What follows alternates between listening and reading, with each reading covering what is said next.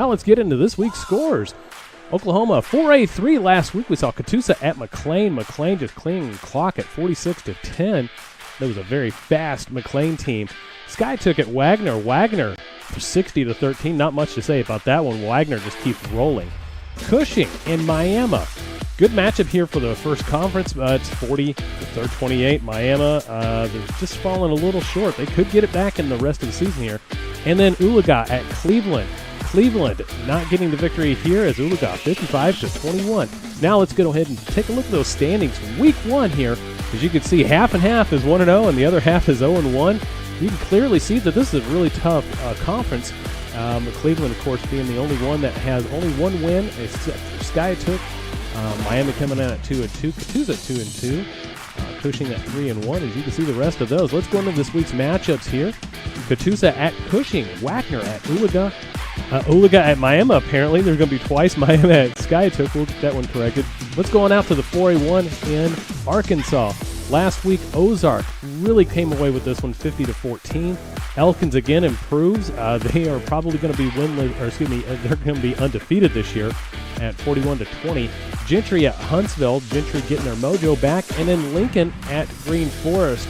Lincoln, the surprising, making a run at the 4A1. Let's go into these week's standings. As you can see, Elkins, Lincoln, Gentry, and Ozark all coming away with conference victories in week 1, followed by Berryville, Green Forest, Gravette, and Huntsville.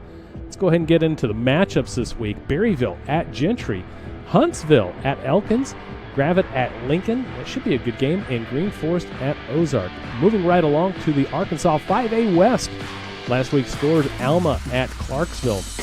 Not much to say here. Alma just improving. Shiloh Christian at Dardanelle, 49-7. And again, Harrison at Farmington. That one came down to the wire. That was a great game to watch if you got to watch it. And then Pea Ridge, 41, and Prairie Grove, 14. Going into those week's standings, Pea Ridge, of course, no surprise there. Shiloh Christian, of course. Alma, Farmington coming in away with 1-0, and the rest of everybody else coming in at 0-1. Let's get into this week's matchups. Farmington at Alma, Clarksville at Shiloh Christian, Prairie Grove at Harrison. That's the game of the week right there, and Dardanelle at Pea Ridge. There's no place like home. Whether you live in Oklahoma, Arkansas, or Missouri, Realty Mart USA is your go-to real estate company for residential, commercial, agricultural, or land. We believe in strong connected communities and sponsor local events. Realty Mart USA, supporting our communities, supporting our future.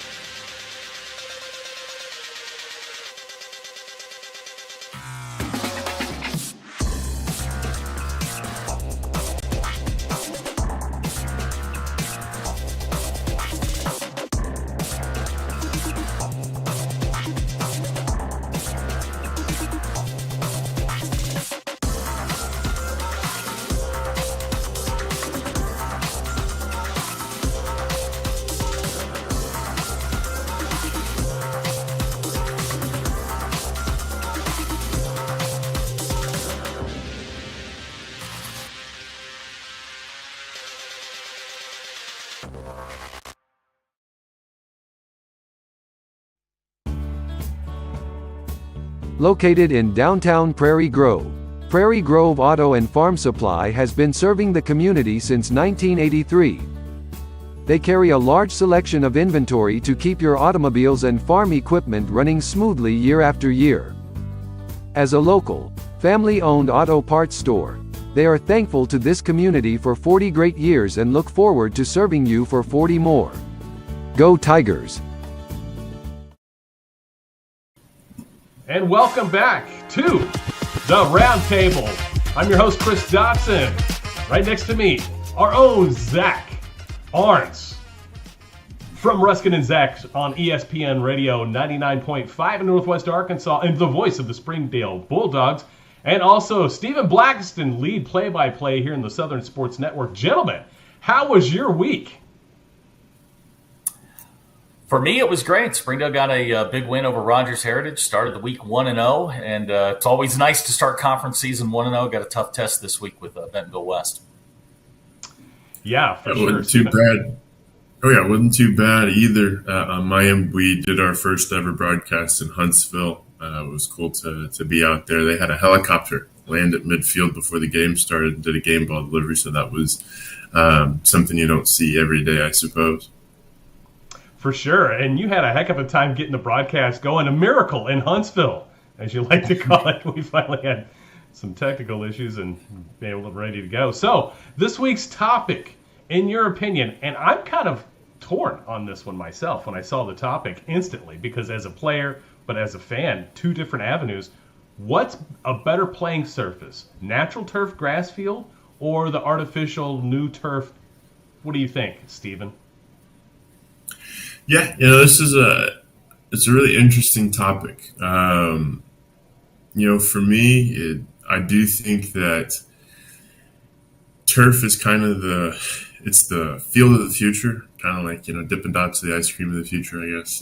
But it's easier to maintain. It is all purpose, all the time, any weather. You can go out there, you can practice on it, you can play on it, you can do soccer on it, you can do marching band, you can put graduation on it, and it's always going to look the same. The issue I do think that, you do have to be wary of with artificial turf is you get it, it's great, it's new and it's shiny, but it does have maintenance. It does have upkeep that you have to take care of, or after, 2 or 3 years, whenever the people from the AAA come out to do the safety rating on the field, so all of a sudden that safety rating won't be to where it needs to be, and all of a sudden you're going to be back to square one when you install the turf and had to spend a lot of money on it. But I would say overall, the upkeep is going to definitely be lower than, having to put in new grass or cut the grass or water the grass or that sort of thing. And I think that's why you see so many schools have moved to that turf field, especially in this area. I think as of next year, there's only going to be one school down to the 4A level that has a grass field, and I believe it'll be Green Forest. I believe Huntsville, Prairie Grove, they're adding turf. Gentry's adding turf in this offseason. Gravette added turf 2 years ago. So, it's just a natural progression at this point, and it's a little sad because there is something to be said for playing on grass, but turf, I think, overall to the school causes a better benefit in terms of maintenance and usage. What's your take on this one, Zach? I'm with Steve on this. From a cost standpoint, turf is far more cost effective.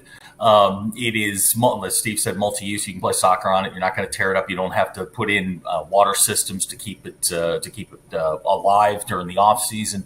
And if you have a really hot summer, it's not going to dry out. And from that point alone, I think that's why the schools go to it. I honestly can't remember the last game that I've done where it was done on grass. It may have been 2014 when Prairie Grove went to Nashville. That may be the last game I've done. Now, from a player standpoint, I was on grass my first 2 years of high school. This is in the late 80s. And then some genius at our school decided that we needed AstroTurf, the original AstroTurf, which is just carpet on top of concrete. And, you come up. I still have areas of – it was razor thin, and there was a layer of sand underneath it. And when you hit it, you knew it. I still have spots on my elbows and my knees where – the hair won't grow because I've torn the skin away so many times. So getting away from that, I think, was a definite benefit. Now, there are multiple types of turf, especially just around our conference in the 7A. There's multiple different types of turf. I think from an administrative standpoint, I think it's a no-brainer. You're going with turf because, as Steve outlined, the cost is significantly less than a grass field. From a player standpoint, grass is the only way to go. It's a softer surface, fewer injuries. You're not going to get the burns that you're going to get on turf. We had an incident a couple of years ago. I said a couple of years ago, it was 5 years ago, where our quarterback's leg just got planted in the turf. He got spun around, broke his femur. He's out for the season. That doesn't happen on grass. The grass gives, and busts loose. So I think from a player standpoint, you certainly want grass. From an administrative standpoint, you're going to want turf. And unfortunately, I think in most cases, the administration's going to win out.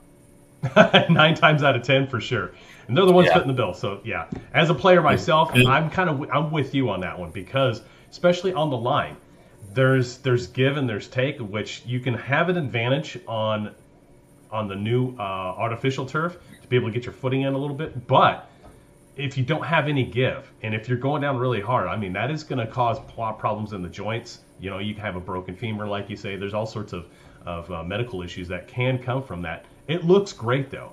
Year round. You could do a lot with it with very little upkeep. So I agree with you guys on that one. Steven, do you have any more to put on that one? Yeah, I was just going to say to that point, I know for myself, coming from Southeast Missouri, pretty much everybody still has a grass field in that part of the world. And I remember very distinctly my senior high school when my high school went to state. They played it at the Dome in St. Louis, and it was one of the first times that our school had ever played on turf in 4 years of being there. And that's the other thing you also have to take into account is it is a different style of play between turf and grass. I know many times the players didn't have the right cleats for that game. That's an additional cost, having to go between turf shoes and regular studs for a grass combination, and that's something you can eliminate as well, and not have to practice a certain way. Mm-hmm. It also negates, the field being unstable. And Gerald Williams, the head coach at Springdale, is legendary for messing with the fields. Barry Lunny told me a story about the first time that he went up to play at Gerald Williams Bulldog Stadium. Lunny had a really fast team, and Gerald, for whatever reason, the night before, we had a torrential downpour, and it was just on that 100-yard patch. So the field was like soup when they got on there. And Barry is yelling at Gerald as they got off the bus, hey, what's the problem? Gerald takes his hat off, looks around, goes, looks like a maintenance problem to me, and and just kind of walked on. But yeah, I mean, and that was some of the games that would go on, with fields and things. But no, I mean, the turf negates that. It's an even playing surface, even in bad weather. For sure. Well, let's get into this week's pick'ems. And just for reference here, Zach, you were 8-9. You're almost to 500. Mm-hmm. Steven is. Well, I was 4 games under 500 last week. I'm on a roll. So I've done some research this week. I think I got this one. Yeah, I think it's starting to come and level up. Steven, you're 2 games ahead at 12-10. So let's talk about this week's pick'ems. Rogers at Fayetteville. Steven.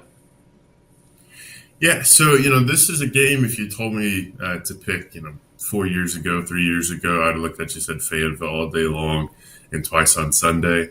This isn't your father's Rogers anymore. They have definitely started to go in the right direction. I'm not going to necessarily pick them because it's hard to pick against the Purple Dogs in Fayetteville. They're one of the most consistently said programs year in and year out. They do have the benefit of not having 2 separate schools. And yeah, the Fayetteville High Purple Dogs, it's just hard to pick against them. Year in and year out, they're one of the teams that contend for the 7A West title, one of the teams that contend for a state title. Hasn't put one in the trophy case in a while, but I do think that this will be another year where Fayetteville will get the victory, but I do expect this game to be close. All right, Zach. Fayetteville's going to win the game, but here's something to keep an eye on. Lane Sims threw for 480 and 6 touchdowns last week for Rogers against Fort Smith Southside. They've got an offense under Coach Harbison that is coming along. Issue for them is going to be whether or not they can stop anybody, and they're not going to stop Drake Lindsay. This Fayetteville team's pretty well rounded. Fayetteville's always had a hole in the last couple of years. They've always had kind of that glaring weakness that gets exposed when they get into the playoffs. I don't know that they have it this year. They're pretty good all the way around. And I think Casey has finally gotten the team that he wants. He's got an experienced quarterback in Drake Lindsay, who's committed to the University of Minnesota. Got a bunch of guys on defense that are flying around, and they played really well last week in hammering Bentonville West. I think Fayetteville wins the game, and 2-3 touchdowns probably wouldn't surprise me. I'd have to agree. All right, Gravett at Lincoln. Steven. Yeah, this one I think is the best game of the 4A1 this week. Everything else I imagine will probably be blowouts. Gravett has been one of these teams. You look at their record; they're 1-3. But you look at who they've played and how they've played. The teams that they've played has been incredibly close. I mean, they played Elkins close for a half, which is better than most schools can say at this point in the season. I think the Lions can go on the road, and this would be probably a era-defining win for Coach Kelby Bohannon at Gravett. This is a program that has gone to the valley, tried to climb the mountain, back out of the pit, got into a playoff spot and hosted a game last year. I think the Gravett Lions could take care of business against the opposition they've played. If they put a good game together, they're going to give the Lincoln Wolves their first defeat of the season. All right. What do you think, Zach? I agree. Lincoln, 4-0, can't argue with 4-0, but quality of opponent may be in question here. I think Gravett's better team top to bottom on the roster. They'll win the game. I don't know that it will be 2 or 3 touchdowns like the Fayetteville Rogers game. I think this one will be close and tight, but I do expect Gravett to get the win. All right. Farmington at Alma. Steven. Yeah, I think this will be the Cardinals' victory. I don't believe that they're going to need a miracle like they did against Harrison last week, but I do think Farmington will do enough to get the victory over an improved Alma team. This one will be interesting to see as we go forward, the Harrison, Prairie Grove, Alma mix, to see who kind of is going to fall into that 4th spot in the 5A West. I do think that Farmington has sort of righted the ship. I think each week goes on, you're going to see more confidence at that quarterback position. And I think Farmington will kind of start to hone back into what everybody maybe thought they were, but maybe not to the same extent. All right, Zach, do you think Farmington's going to continue the winning? Well, I think the most important aspect of this game being played at Alma is that the press box spread at Alma is second to none. Miss Sherry takes care of you. It is catered by a steakhouse. Her strawberry cake is to die for. Little sweet tea. You really don't want to do anything else other than go up into the press box and take a nap afterwards. It is the best pregame spread I've come across in the state of Arkansas, and it's not particularly close. I think Farmington will win the game. As Steve said, I think they've sort of righted the ship. They've sort of found their identity, which is sort of a ground and pound. And, Hodge and Elsick are going to be the guys that are going to carry the ball probably somewhere in the neighborhood of 40 to 50 times. And they're just going to wear Alma down and win the game. Fair enough. All right, so the next time that Prairie Grove goes to Alma, I'll be sure to be there to help out and give an extra hand, because I know it's needed. You will not be disappointed, I promise you. Outstanding. All right, let's move on to the next game. Marion at Benton. Stephen. Yeah, this one is, I think, one of the better games in the state this week. Marion, undefeated, going to take on the Benton Panthers down in Central Arkansas. This a sneaky good game. I think Benton much improved. Of course, that lone loss they have on their season is to the Bryant Hornets, who, hey, people lose to Bryant a lot. But I think just, through some people I know that are from, the Marion area, have family out there, I'm going to go with hard overhead. I think the Marion Patriots will get the road dub, improve to 5-0, 2-0, or 3-0 in the conference because they have 9 in the Central, and it's weird in 6A, and that's why we're changing the rules. But I think the Patriots will get the victory on the road. All right, Zach, do you think the Patriots get this one too? I had a chance to see Marion in the offseason in a 7-on-7 tournament. Some of the most impressive athletes I've seen on the offensive side of the ball. The real surprise is that in 4 games they're giving up 33 points. They're playing defense, and they're doing it at a very high rate. Best player in the state resides in Benton. That's Braylon Russell. They do have a common opponent. It was El Dorado. Both of them blew El Dorado out. I don't know how Marion stops Braylon Russell. If you haven't had a chance to see him, he'll be at the University of Arkansas next year as a running back. He is a phenomenal talent, and I've had coaches tell me, sometimes you hear about guys from Eastern Arkansas down in the Delta. I've had coaches say he's the real deal, and I think Benton's going to win the football game, and I expect Braylon Russell to have a huge day. Yeah, and we've seen that even with Arkansas State with Reggie. I mean, Reggie was just an amazing running back, and matter of fact, Reggie Arnold just got inducted to some sort of a Hall of Fame there or over last week. So really good stuff to be able to see some of the Delta guys come out and play some ball. Let's jump into Division I NCAA. South Carolina at number 21 Tennessee. Are we going to see a revitalization back to South Carolina football, or are we going to see Tennessee just take care of business? Steven.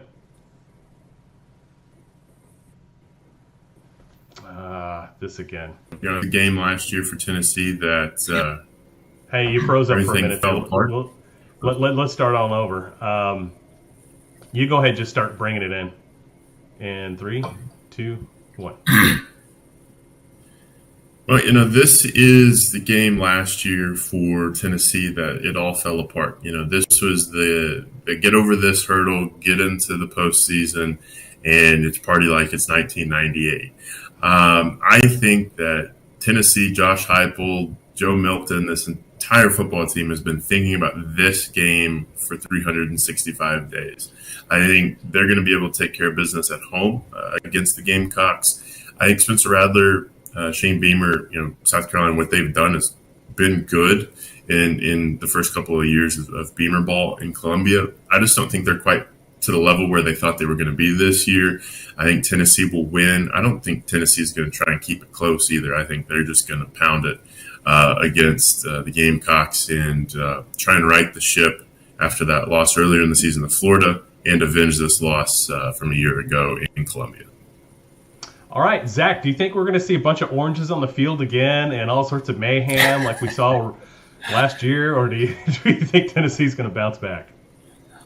Well, I think Steven's right. Tennessee's been pointing to this game since the end of last year. That was a 35-point beatdown that South Carolina handed them. Now, Dowell Loggins, the offensive coordinator for South Carolina, is a buddy of mine, and I was talking to him last week. They're 8th in the country in chunk plays. Now, 20 yards or more, they're 8th in the country. However, they can't run the ball. 98th in the country in rushing offense. The offensive line is a problem. Spencer Rattler's the reigning player of the week. You're going in to play a Tennessee team that pretty much has gotten roughed up the last couple of weeks. They'll be motivated. It's in Knoxville. I think Tennessee will win the game. I think it's going to be a squeaker. I think this one's going to be remember what South Carolina did against Georgia. They can line up and they can defend. but I don't know if they can score, and I think that's going to be the problem. So I like Tennessee to win this one, but I like it close. All right. The fun game for the week. Number 11, Notre Dame at number 17, Duke. Steven, go. Well, I got this one wrong last week. Anytime Ohio State wins, it's not great. But we're going to go back to the well. College game day is going to be in Duke this week. This is the greatest season the Blue Devils have ever had. I think I was watching a clip last night of the old Hard Knocks from the Raiders season. John Gruden said, he's over dreams. He's ready for some nightmares. I think that the Fighting Irish are going to give Duke some nightmares on Saturday night on ABC and right the ship and get the bad taste out of their mouth from a week ago so Ryan Day can quit saying stuff with Luke Holtz. Very good, very good. I heard that clipping. I was like, all right, well, I don't understand the backstory to this, but okay. It is what it is. All right, Zach. Now, I have a very distinct feeling, 99.9% feeling that you're going to pick Notre Dame. Am I wrong? This is a tricky spot for the Fighting Irish. I have seen this movie 10,000 times. You're going into an environment against football, a good football team in Duke. College game day is going to be their night game. Herbie, I guess it's not Herbie or not Fowler this week because he's going over to do the NFL game. But it's going to be a wild crowd. If you've ever been down to Duke, they don't get sellouts very often in football and basketball most of the time. It's going to be a really wild environment, and whether or not Notre Dame can withstand the first 15 minutes, because Duke is going to be very keyed up for this. I think Duke wins the game. I think this is a spot where Marcus Freeman struggles. And I think we're towards the end of the week. They're still talking about the Ohio State game. And they haven't gotten over that. I mean, when you run the final two plays of the game, the biggest game of your career with 10 guys on the field, I don't trust you in a big spot. And that's where I am with Marcus Freeman. Duke will win the game, and Notre Dame will start to tailspin, and this thing will get out of control. Wow, color me shocked on that pick. Okay, but a fair assessment. So I've been here. Look, this is half a century of going through this with them. I've seen this movie before. Yep, I have too. As a Sooner fan, I mean, I've seen it plenty of times, so don't feel bad. You're in good company. Yep. All right, folks, stick around. We'll be back with this week's weather.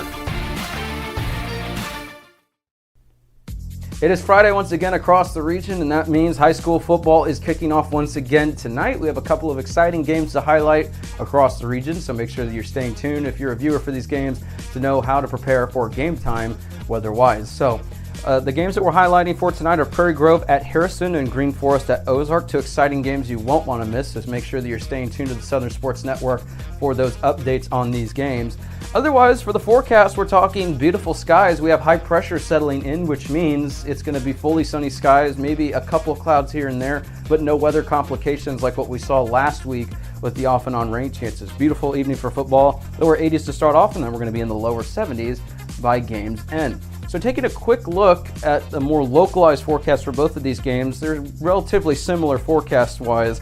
We're going to be in the lower 80s to start off the game. We're going to be in the mid-70s by halftime, and then we're going to be in the lower 70s for game's end. So it is a beautiful night for football across the region. So if you're a fan, just get ready for a beautiful evening across the area to enjoy these games. And if you're an athlete, I can definitely say these lower 70s, these mid to lower 70s are more enjoyable than what we saw in the last couple of weeks with those warmer temperatures in the 90s and mid to upper 80s. So beautiful evening for both the athletes and the fans. We hope that you enjoy these games, and good luck to all the teams participating in games tonight. We wish luck to all of the teams that we mentioned. So here's a look at the 7-day forecast for Northwest Arkansas. We don't have any games in northeastern Oklahoma, so we're going to be highlighting the Northwest Arkansas forecast. We're going to be relatively close to a taste of summer for the highs today. Now this evening is going to be beautiful for football, but we're close to 90 with that high. That'll continue through at least Sunday. We're going to be in the mid-80s, and then potentially another system moves in later next week around Thursday. That'll bring a 30% chance for maybe some showers across the area, but that's well in the future, so we're not going to get too far into that quite yet. We'll stay tuned for those forecast updates. Like we said, best of luck to all the teams participating in games tonight, and we hope that you have a great evening, whether you're an athlete or a fan watching. Stay tuned for updates right here with the Southern Sports Network.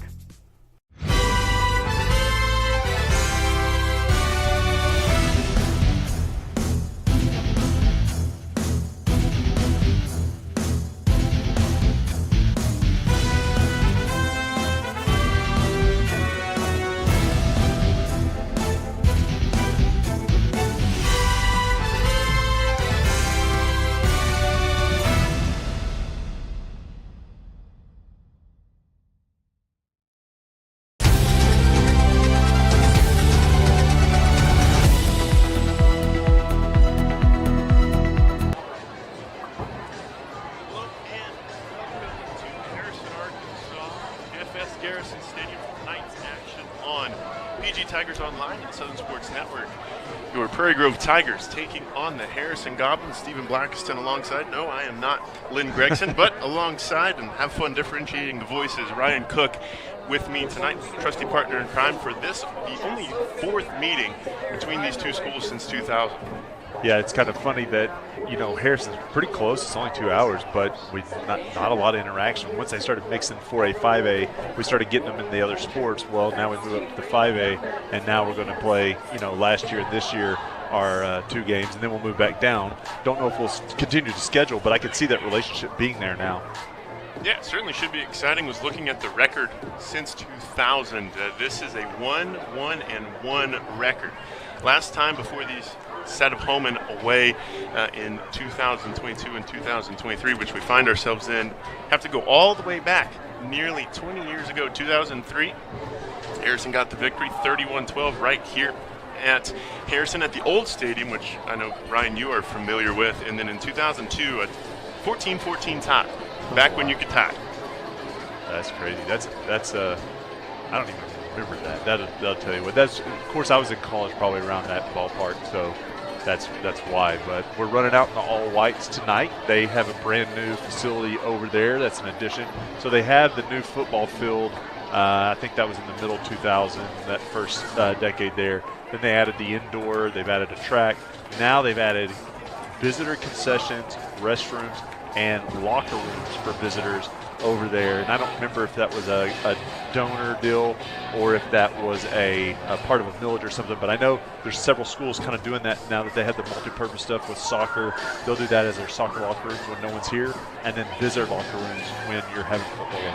Yeah, and talking with some people here in this level of the press box, a little bit of a hospitality area next to us. This first time that facility's been used this season on homecoming, looks like, for Harrison, as they had the homecoming court just a few minutes ago. But this game last year, this is one of the games I think both these schools have circled for 2023 for lots of different reasons.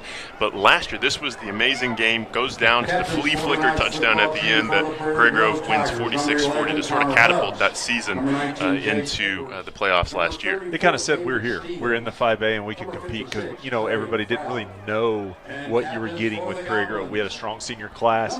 We got a lot of history. We got tradition. But you didn't really know how you stood up. And so we had done well up until that point. Harrison had beaten Farmington. You just didn't really know. And so then when we were able to play, it was crazy. I can still remember Lynn running off and losing his headset and pulling all the equipment off of the counter almost. And Tristan at the time, he was trying to figure out how to keep everything on his lap as Lynn was running off, pulling it all off because he was so excited. And I can remember questioning Pinkley when he handed it off to Miller right up the middle, when we needed a score. And I'm like, what are you doing? And then the flea flicker, and Velasco makes a play. And so awesome night. Yeah, when you were playing for Coach Epsch, was that play in the playbook? No, we didn't do that. Well, in the 2023 season for both of these schools, before we get underway here, as we have the coin toss, both of these schools kind of similar paths so far. 2-2 on the year, both lost last week in the opening week of 5A West play. Harrison lost a real disappointment down the road from Prairie Grove at Farmington last week on a real miracle for the Cardinals at the end. I started to say hard to believe because Goblins had led the whole game. Goblins had controlled the game. They're a very big physical team. And then at the end, it's almost like they ran out of a little bit of gas, let Farmington get back in it, and then they throw an interception when all they had to do is run the timeout.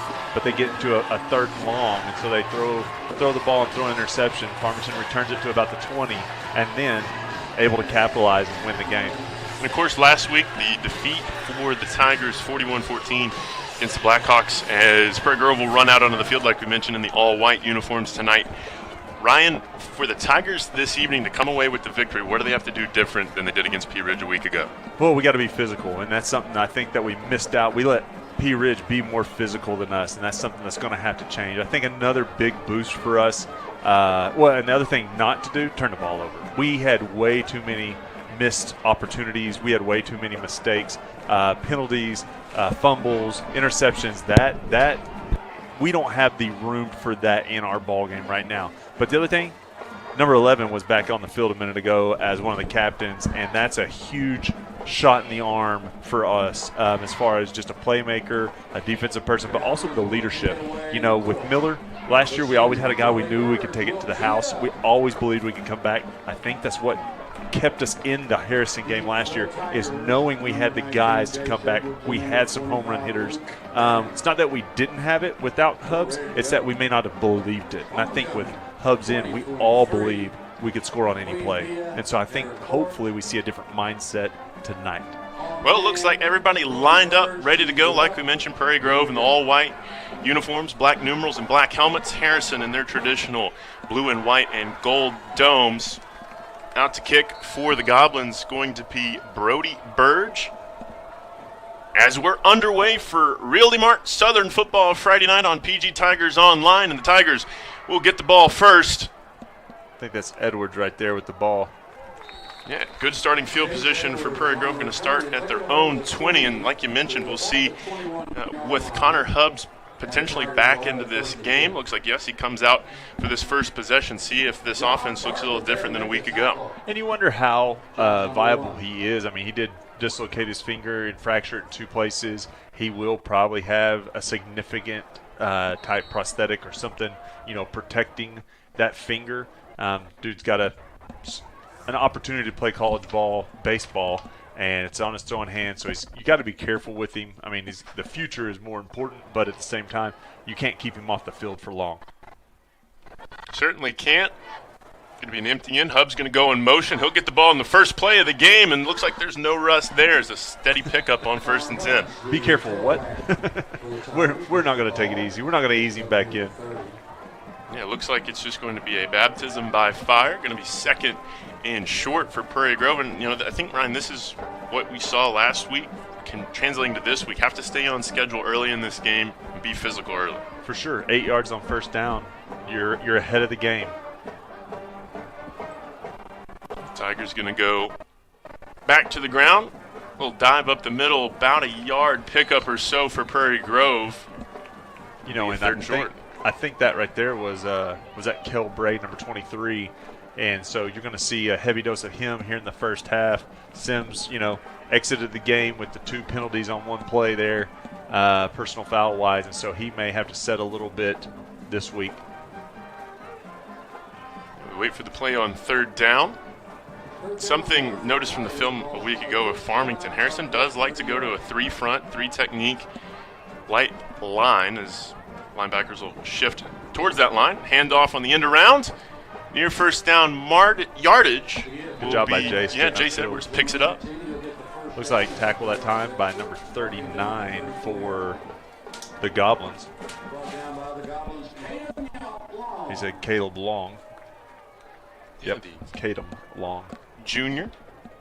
Listed as 6 foot on the Goblins roster. Will get the tackle, but not before enough yards for the 1st down as the drive continues to keep rolling for Prairie Grove. About 2 minutes off the clock thus far.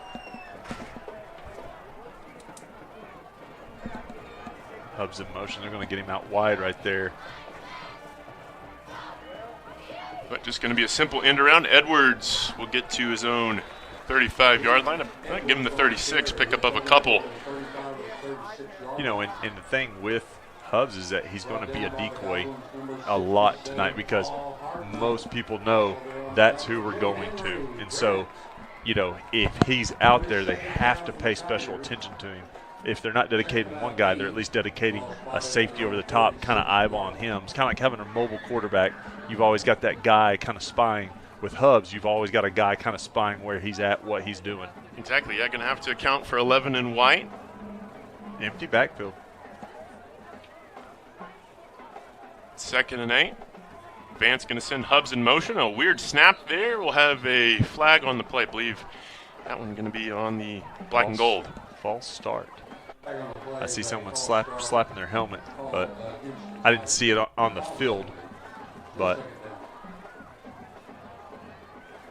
you know, a different look. That's something. Empty backfield is not something you see commonly with us.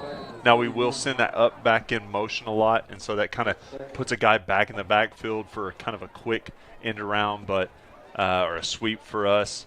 But at the same time, you know, it's different. Now, I expect eventually the quick passing game to be there with those sets because people are going to see that. They're going to stay loaded in the box. You got to be able to get a quick pass like Jace out there, in that second spot. Oh, and another flag. Back to back Laundry on the field. He pointed towards us, too. Well, that's shoot yourself in the foot right there. Again, another false start. Going to back up the Tigers. Yeah, we talked about this at the beginning of this drive. It's important for Prairie Grove to stay on schedule, but now going to be a 2nd and 18. I did see the white hat go and kind of talk to the huddle. I'm wondering if we even knew where it was that time.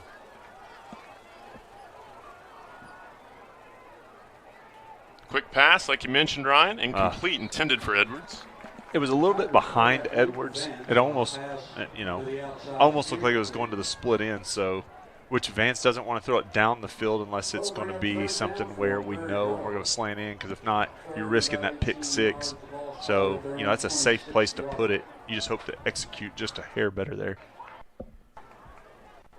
After the incompletion, going to be a long 3rd down. Tigers off sequence. As Vance going to roll out, look downfield, turns his shoulders, fires, far side, has a man, but just too far for Jace Edwards. Man, it was there, too. He had him on that wheel route. I don't know if you had that on replay. When you get a back out of the backfield. And really, he was a slot guy. He just did that 5-yard out and up. It was there. That would be 6 points written all over it, I think, there in that situation. Just a little too long for Jace Edwards, and this will be the first punt of the night as the traditional punter, and Connor Hubbs, since he has returned to action, will be back to do the duties. Deep for the Goblins, Brumley and McNutt. Knuckling kick from Hubbs. Oh, nice bounce. Yeah, a little bit of an issue to get to it. It's going to be Eli McNutt on the return for Harrison. Good job by Allen and David Stevens that time. David set the edge, and that's something there. He may not get credit even for the sack. Allen may get the sack. Notice Allen doesn't have as big of a cast this week, so he's been a little bit more released from his broken hand. We've had some hand stuff going on this year, but David set the edge and made that running back, returner have to decide where he was going to commit to. So good job by Stevens. If you can get an assist on the tackle, he deserved it that time.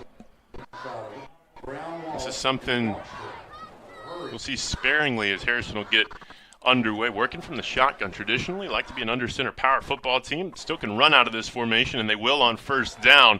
Cross the Harrison 40-yard line. Flag going to come in backside of the play, but that's Braden Long. Going to hear that name a lot for Harrison this evening on the rush on 1st down. He had a big week last week against Farmington. I know they go from shotgun. I think it just allows them to see the holes a little bit better. And if they were going to pass, it may be a hair easier. But they're still a power running team. They're huge, guys. Even their quarterback, he looks like he would play, inside linebacker and tight end for us. They're just a big physical team. 13, their quarterback. Look at him. I mean, if I'll pull the weights up here. 13 is Mason Ketterman. He's 6 foot 220. So 6 foot 220. Our quarterback's about half that. Physical power run team. Penalty though on 1st down, going to back the Goblins up to near their own 30. Goblins going to look to pass this time on the long down, across the middle of the field, complete. Knocked out bounds by a couple of Tigers. Looks like that's going to be Jay Henry Brandt. The senior to the senior there gets it back to the original line of scrimmage. One thing I noticed watching Harrison in the junior high game last night and then seeing them in some of the film, they love to kind of overload a side of the field and then drag a lot of people across the field and kind of hit that backside. And that's what you saw right there. That guy came from the other side of the field. They run everybody off that was on this side and just kind of drag him. But, you kind of match up with trips to one side. You'll match up. Now, here's more of a balanced look. You'll see 2nd down and 11. Handoff again. Power run from Harrison near their own 40-yard line. That's going to be Braden Long. 52 and 75 for the Tigers in there. 75, I think that's Connor Reed. And 52 is Briars. That's 2 of your starting defensive linemen. Connor, a sophomore. Briars, I think, is a senior. I'll have to look I can't remember. He played a lot of outside linebacker last year until he got hurt. Yeah, he's a senior. First third down of the ball game for the Goblins. 3rd and 7. Passing down. Pressured there, trying to force the quarterback out and to make a decision. And that'll be thrown away, and Prairie Grove survives the first rally. Well, and that happens because of great coverage down the field. Everybody in the back end, great coverage. Then great pursuit by 43. That's Stearman. He's a sophomore. He's after the quarterback, making him do something because the quarterback thought about taking off running. I think it was Stevens that kind of had the edge set once again, was out there, but wasn't going to be able to make the tackle because he took on the block. Stearman's able then to take the quarterback almost out of bounds, and he throws the ball away. Edwards back to return this punt. Spiraling kick. Oh, going to have the official start walking back here, I believe. I was just trying to say, when he went all the way down to where those guys caught, I was like, there's no way. Good job by Prairie Grove that time. 3 and out. Punt. The defense did its job. Yeah, and going to get the ball to start their second drive about where the drive ended originally before all the, the false starts backed up the Tigers. So good field position. We'll see if Prairie Grove can punch it in. And really, last time it felt like we were going somewhere, and then the penalty just kind of, like you said, got us behind the chains, got us off sequence. So you hope we come out here, pick up your 3 to 4 yards, establish a tone. Looks like Sugg is going to be in the backfield along with Jace. And around to Hubbs, looking for the corner, going to get there, beats a Goblin or two out of bounds near that first down marker, near midfield.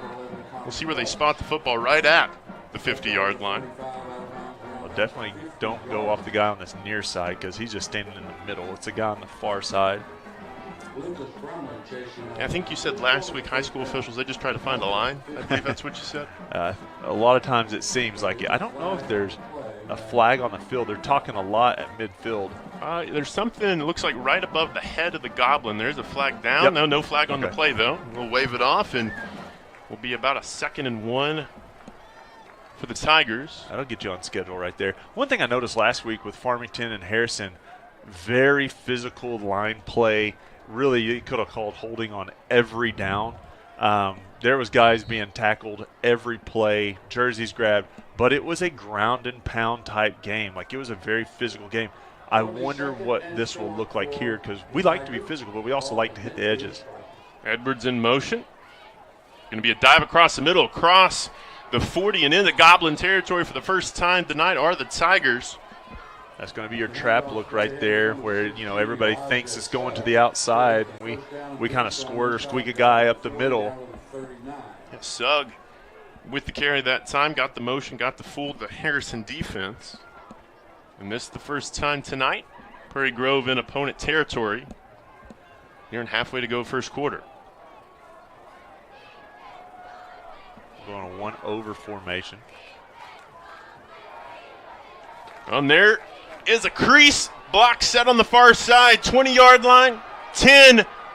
Touchdown, Prairie Grove. First score of the night goes to the Tigers.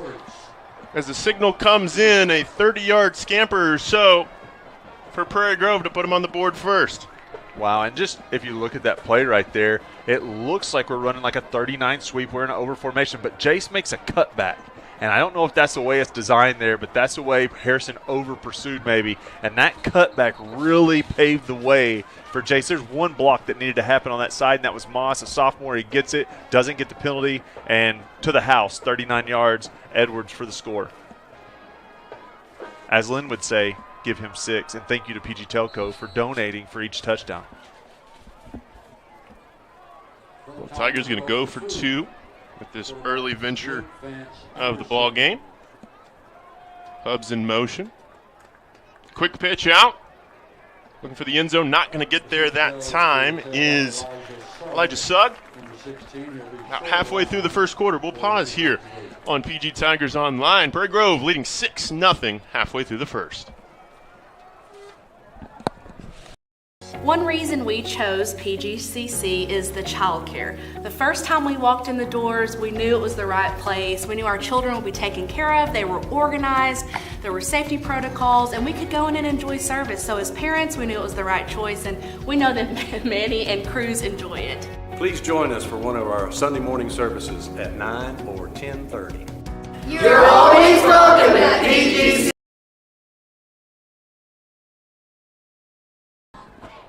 Well, welcome back to Garrison Stadium here in Harrison. Your Tigers leading 6-0 after the Edwards touchdown. Couple of scores to update you on from around the 5A West.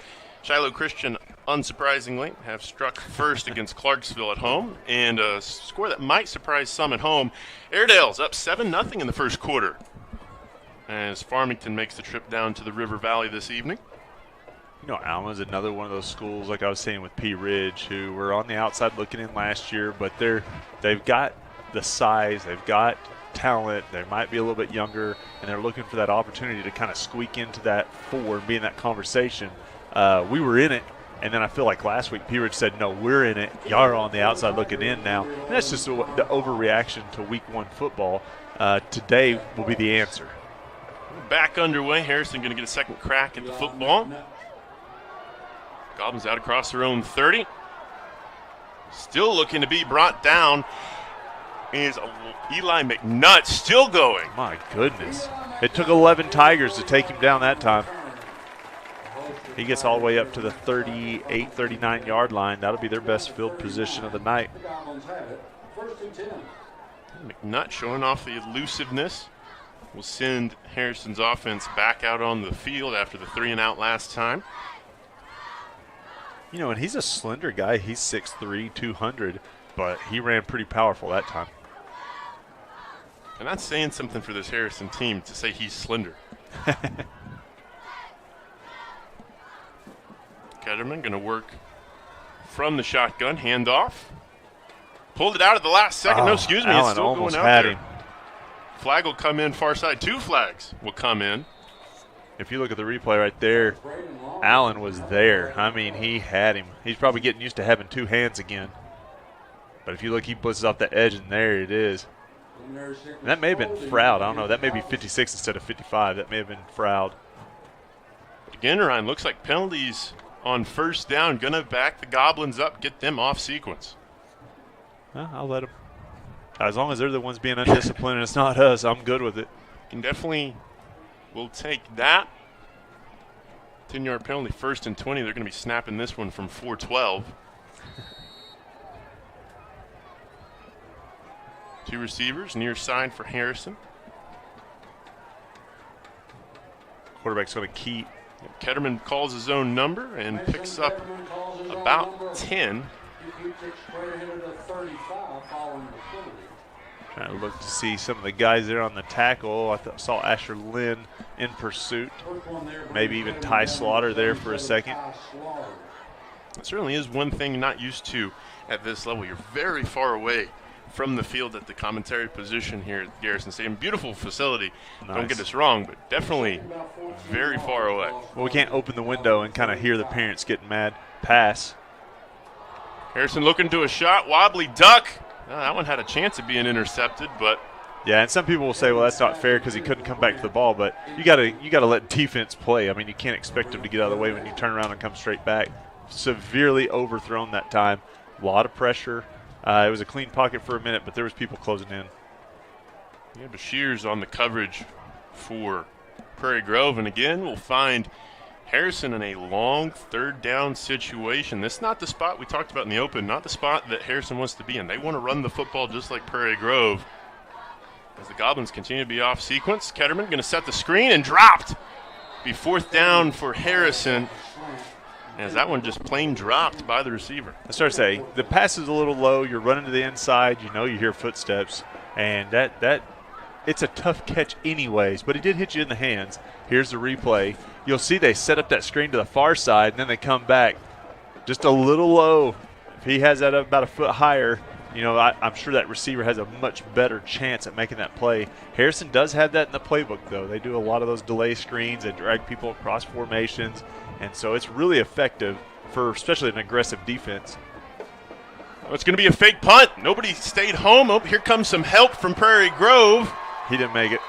We'll see what the spot is. That was a good spot. Play that one again. I thought for sure we got him out before that. I don't think he made it, but had to get to the 49. Well, he's close. Right at it. Yeah, he saw it on the sideline. Allen's got to book it. Boy, that's horrible right there. Defense does a great job, and then our punt coverage just ignores the punter. This will give Harrison new life with about 5 to go. First quarter. Ketterman and company will trot back out on the field. That's big for them. That's like getting another possession. Momentum play, first down rush. Couple of broken tackles. Another broken tackle. Strong stiff arm. Harrison looking for the end zone. Vance tries to get there. Does. Touchdown saving tackle from Luke Vance on the rush that time. Taggart Glidewell, and he definitely glided well down the sideline that time for Harrison. Man, he had 3 really strong broken tackles right there. 63 Pierce for Prairie Grove. He's almost there. Doesn't make it. Vance catches him there towards the end. These are one of those situations like you talked about. It's basically a brand new possession for Harrison after the effort play on the punt, and now it's 1st and goal for Harrison looking to tie this game up. Well, and you pay attention on the punt, and you're not in that position. And touchdown Harrison. Good driven a Mack truck through that hole for Braden Long. Gets Harrison back onto the board, ties this at 6 apiece. What a turn of events. You're getting ready to get the ball and drive down the field, you think, and instead it's a fake punt and a touchdown for Harrison. Goblins will attempt the extra point the old-fashioned way. Ketterman's going to be the holder. Kick up and true for the Harrison Goblins. They'll take their lead by a point, 7-6. 4:56 to go first quarter. You're watching PG Tiger football on the Southern Sports Network.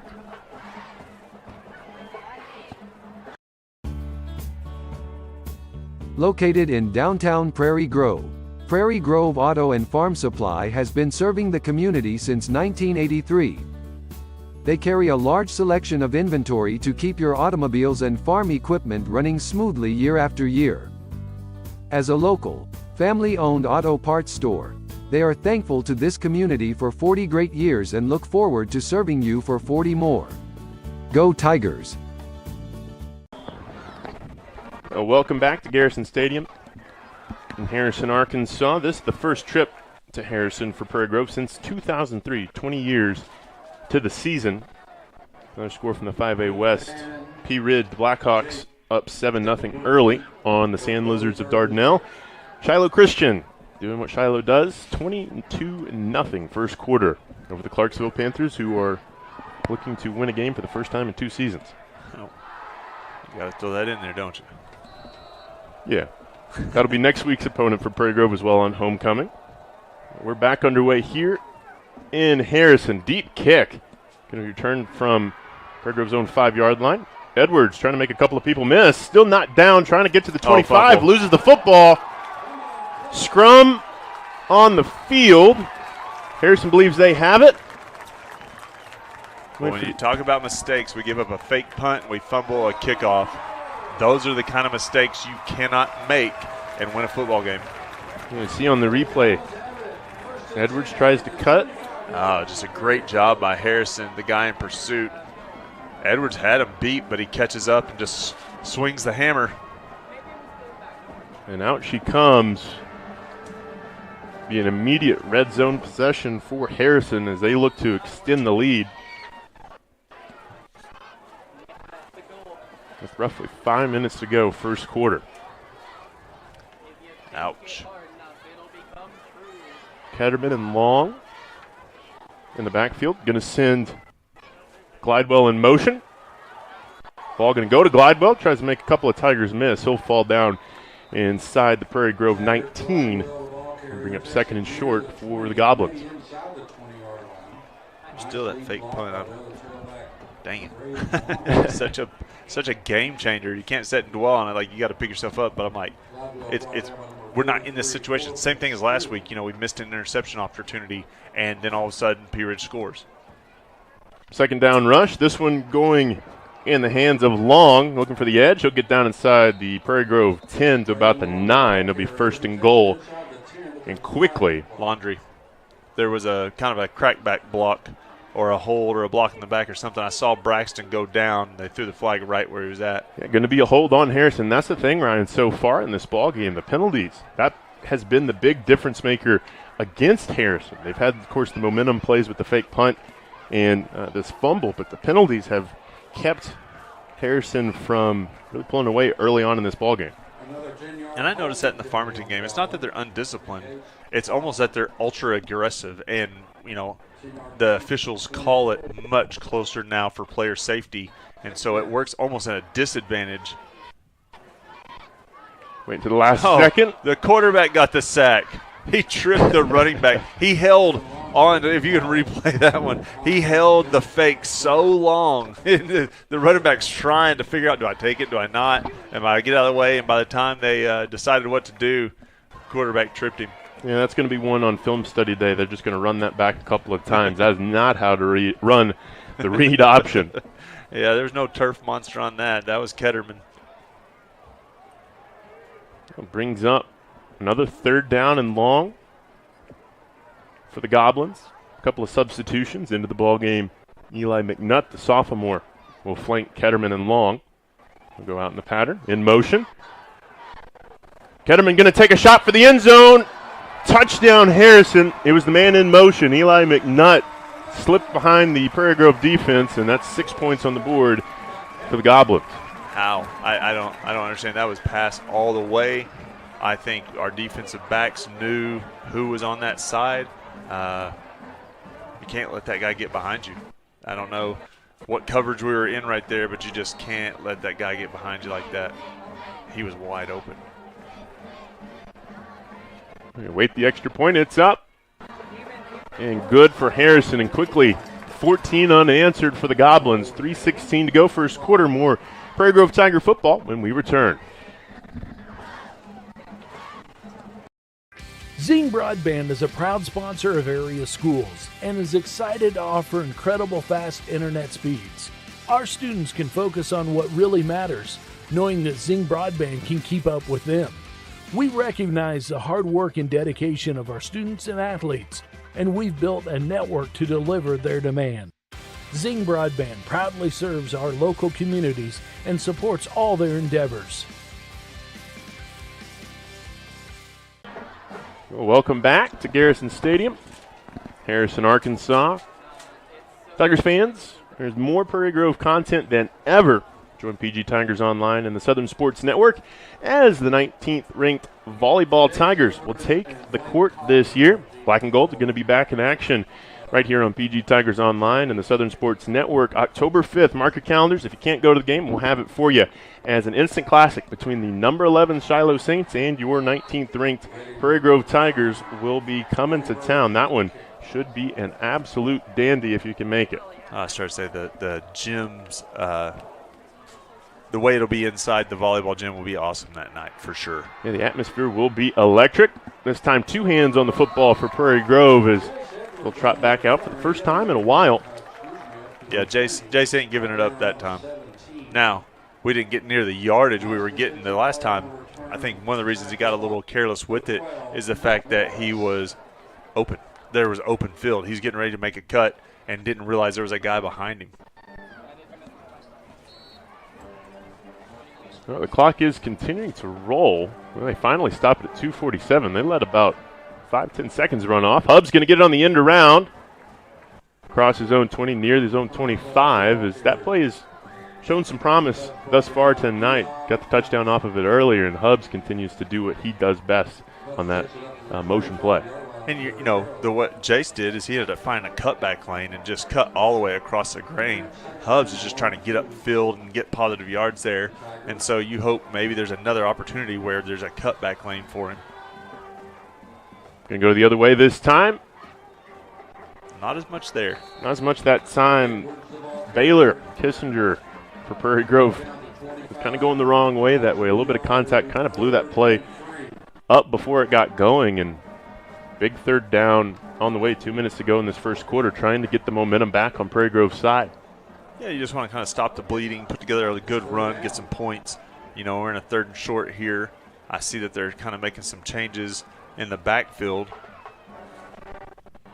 Yeah, Moss going to come into the game, going to be situated near side. Hubbs in motion, going to get it again on the end around, and this time Harrison has it read. It'll be 4th down and short for the Tigers. It's almost like they've seen that a couple times recently, like 1 or 2 plays ago. I don't know. The window dressing wasn't any different there.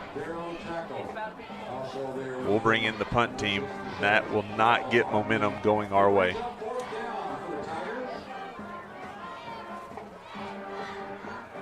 Prairie Grove, when they snap this ball, be about 60 seconds left to go first quarter,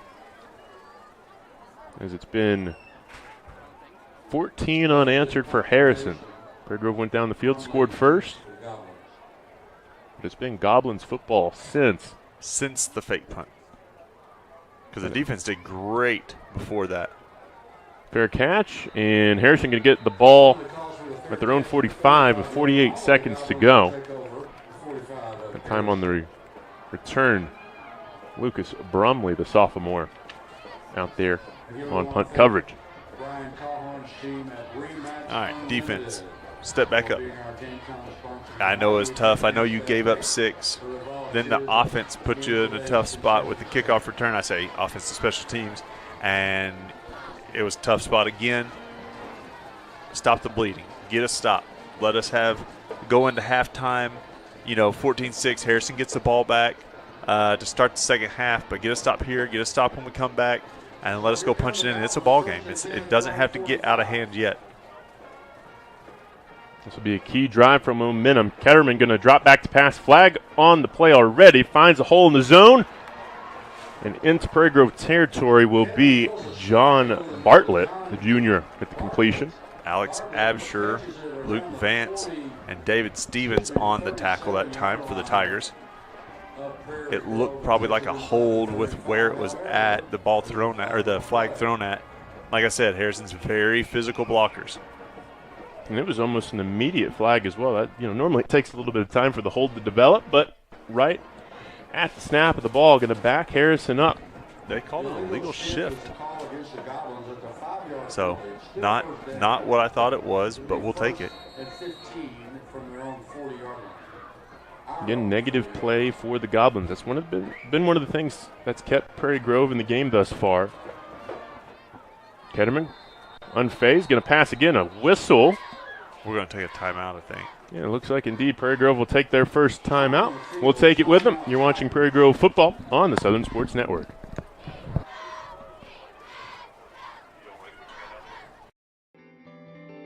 Harton Furniture is conveniently located on Highway 62 between Prairie Grove and Farmington. Terry Harton carries staple brands such as Mayo, Best Chair, Ashley, Restonic, and Vaughn Bassett. Terry has over 20 years of experience in the furniture business, and he works hard to keep a well-stocked inventory, but has many more options available through custom orders. So come by and see Terry Harton at Harton's Furniture for all your furniture needs. He'll treat you right. Welcome back. As we get set to get back underway, about 30 seconds ago, first quarter. Scores from around the 5A West. Pea Ridge 14, Dardanelle 7, Shiloh 22, Clarksville nothing. And down in the River Valley, Alma up 14-7 on the Farmington Cardinals. And that, like you said, that's a surprising number. Now, we'll see. Farmington's on third-string quarterback. First-string guy tears his ACL, second-string guy, AC sprain. And they've got a sophomore left-hander, really good, promising quarterback. So as he gets around in the season, he could look better and better. Ketterman going to drop back to pass. Now going to sling it. Has it to his man complete. Got to step out of bounds. No, finally does. Did a little tap dance on the sideline. That's Brumley again, and another first down. No penalty this time for the Goblins as the chains move. What a throw by Ketterman that time. He looks like he's going to take off running. He's big enough to run. I mean, I'm telling you, he looks like Joe Sims at quarterback back there. Like, he's a thick quarterback. And so he's like having another running back. He heads about 5 to 10 yards back. He takes off about 5 to 10 yards forward, gets back to the line of scrimmage, and just throws a rocket to wide receiver. And so great job by their quarterback that time. Yeah, and that was the thing we talked at the beginning of the broadcast is back to the ground for Harrison. A couple of tackles broken, looking for the edge. Nothing there that time for Long. He'll get enough for another first down, but, we were talking about in the open, this is a team that predominantly likes to pound the football. They have not done so in this first quarter. Yeah, they haven't had to because we've kind of given them the opportunities to not, and then they've gotten in some of those behind the chains because of their penalties, so they've thrown it a little bit more. But, yeah, they're wanting to run the ball. That time Edwards got the tackle, but it is going to be a first down for Harrison. Back-to-back first downs, 14 unanswered for the Goblins. And there's your run. Ketterman looking for the outside, has a lead blocker, trying to get to the first down line. Won't get there, but it'll be about 2nd and 2 for the Goblins. Yeah, that time he gave to Long. 22 is a good running back. Like I said, he had a big week last week against Farmington. Out of bounds with 4 seconds to go, so this should be the last play of this first quarter. Ty Slaughter is going to come in, play nose tackle for us. Ty is a guy, sophomore, big guy, could be a centerpiece there in the middle of the defense as he continues to grow. Hand off on 2nd and short. First down and more. Harrison gets into the end zone again. Breaking tackles. We had 2 guys miss tackles on him. Touchdown that time, Taggart Glidewell. The other senior halfback will make this a 20-6 game as the clock in the first quarter will hit triple zeros.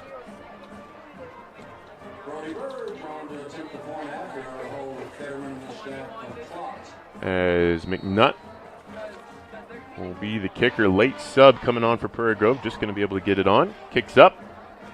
Kicks good. On the kick that time. Brody Bird. Was on the kick? No. Excuse me on the kick that time. It'll be Burge on the kick. We'll keep it here on PG Tigers Online for a moment. Want to let you know that if you're watching on PG Tigers Online on YouTube, if you haven't already, please consider subscribing and turning on the notifications by ringing the bell on the account. It's the best way to keep up with your Prairie Grove Tigers, whether it's football, volleyball, or basketball that's right around the corner. As we'll pause with the end of the quarter, it'll be Prairie Grove's football. Ryan Harrison has scored 21 unanswered after that first touchdown. If you're on the sideline for Prairie Grove, what's the message to the troops? Just step up, stop the bleeding now. Like get your confidence back. Yeah, you've been punched in the mouth. You gave up a fake punt. But then it's almost like that turned into 21 straight points. It didn't feel like Harrison's that much better than us to where they're just going to run roughshod on us all night long. What it felt like is it broke our spirit a little bit because we made a mistake. And it was like, dang, same old song and dance. But, guys, that was last week. Don't let it beat you again this week. But what does it do? It kind of gets to us. Then we have the kickoff return fumble. Another mistake. Gets to us again. So stop the bleeding. Get a stop. Go down and punch it in. That is going to be out the back of the end zone. So that'll be a touchback. Prairie Grove will take over without a return that time. But, yeah, I'm just telling them, keep punching, guys. Keep punching. No reason to give up now. It'll be a fresh set of downs for the offense, who scored once in the first quarter. I mean, we held the ball for 4 minutes and had a really good drive that time. I mean, we looked good coming out. But it's like we take on a different persona. Once we make a mistake, it took on a little different persona. The defense looked good until the mistake. 1st and 10 rush out of the shotgun for the Tigers. Across the 25 to about the 26 that time for Prairie Grove. Hubs on the carry that time. We spread them out wide. We got twins to both sides. And then shotgun, and we go ahead and run up the middle. But I like it because it's a different look. And so the defense had to do a little adjusting. They had to spread out a little bit. And two, what will happen is eventually if they come back inside, we'll pop one to the outside. We'll throw one real quick to the outside. Edwards going to go to the far side of the screen. 2 receivers either side. Vance. Quick slant, complete, across the middle of the field. Edwards. Good enough for a first down. And that's what I was talking about. If they put enough people in the box to try to stop the run right there, we'll get one of them quick passes. So it looked really good that time. Execution, Vance able to throw across his body is probably a good deal too. You know, being left-handed, it's always weird to me seeing the offense through a left-handed quarterback, and so that looked pretty smooth right there.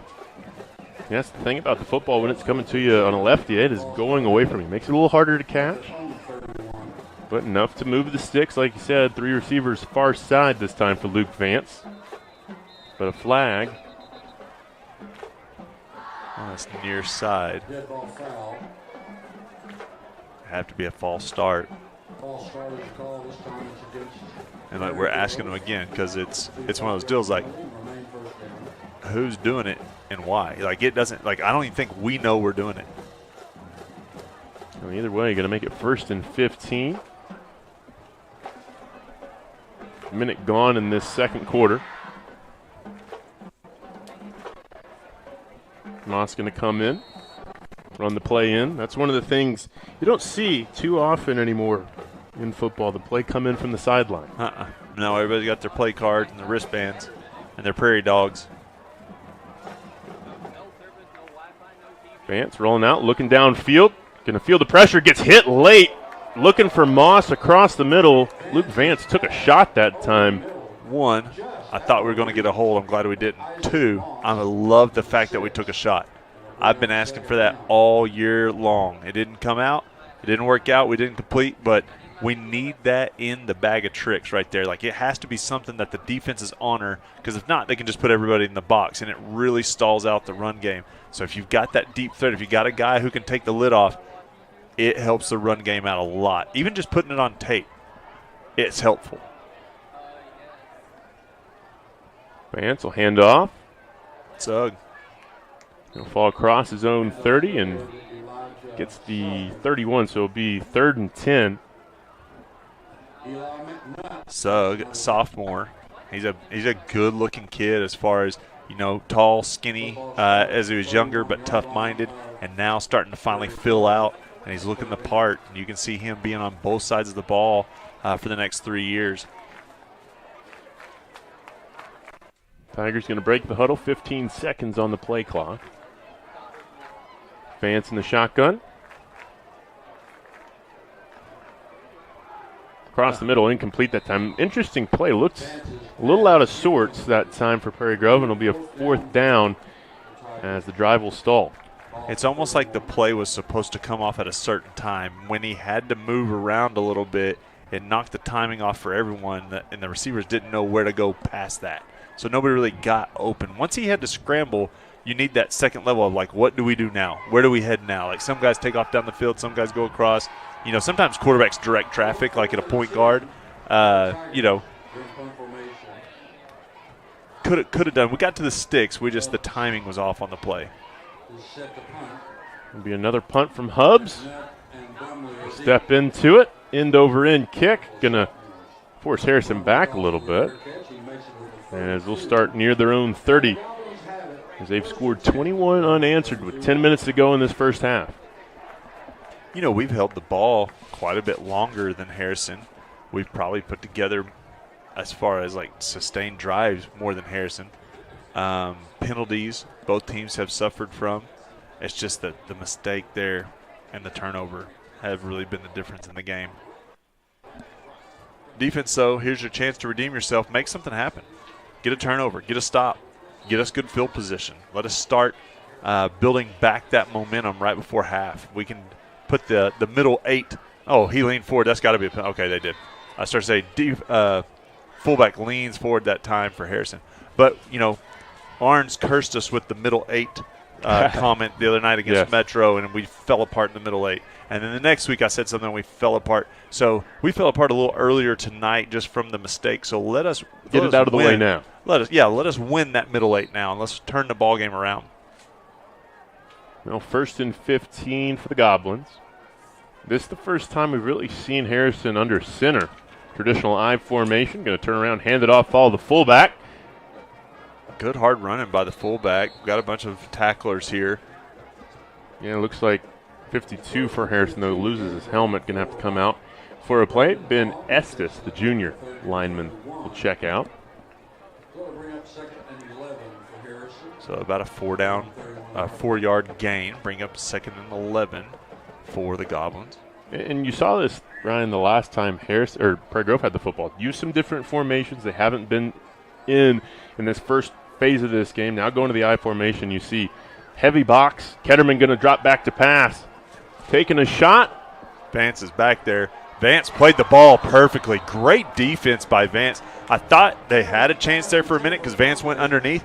But look at the defense. Vance just stays with this dude. Ketterman lofts this thing up with the pitching wedge, and Camry gets there. And look at Vance just stay with it, almost like a center fielder. He almost got a little too shallow. The guy almost went and kind of mossed him, but it didn't happen. He stayed with it. Great job by Vance, taking that away from Harrison. Brings up 3rd and 11. Yeah, secondary so far for Prairie Grove's had to earn their keep. We'll bring in an extra safety this time. That's 44. That's Maddox Ogle. A little bit of an off snap. Ketterman looking downfield, has 2 receivers downfield in the pattern. That's going to be close to the first down marker as Hubbs hits his own man. Did he trap it on the ground? Oh, that guy took a big step to the side. I'm not saying it wasn't there, but where was the ball? Officials timeout going to measure. I think they're going to measure. That guy, the one guy on the far side, took a big step towards the first down marker, and I was like, wait, who are you going off of there? Because the guy on this side had stepped the other way, and so I think they kind of met in the middle there, which is probably appropriate.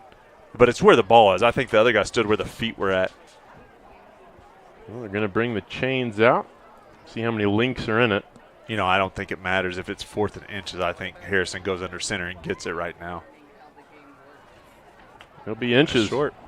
Don't have to get the index card out for that one. If you can't pick this up, Harrison, you deserve to give the ball back to us.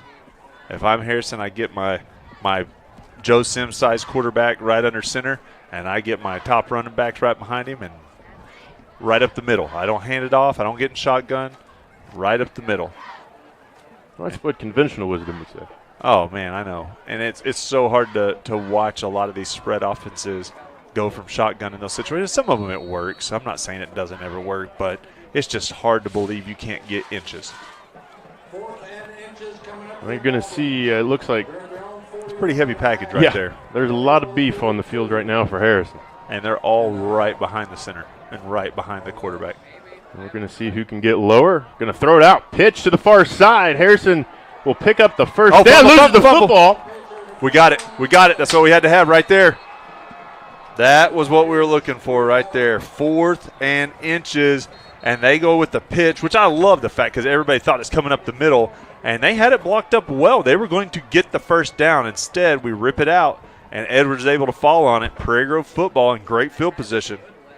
Yeah, now the Tigers just have to punch something in as the officials having a little bit of a conference. Oh. What was it? Offsides. No way. No way. Brutal. Wow. Brutal. Talk about a game changer, a fake punt, and a 4th down stop. Fumble, actually turnover, but yet you were offsides. Wow. And that was an absolute late flag as well. We must have not paid as well. It'll be fresh set of downs after the penalty. Coach Absher wants an explanation, and the rest of the coaching staff on the far side does. Don't blame them at all.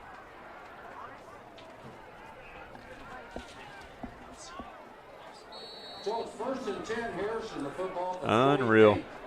That's rough. Well, fresh set of downs for the Goblins. As that'll be Braden Long on the carry. 56, Trey Froud on the tackle. Man, that's another one. Don't let it beat you again, kind of like the fake punt. Don't let it beat you again. Buck up, get a stop, get the ball back. But, dang it. Oh, we got an injury. Let's take a timeout. We'll be right back.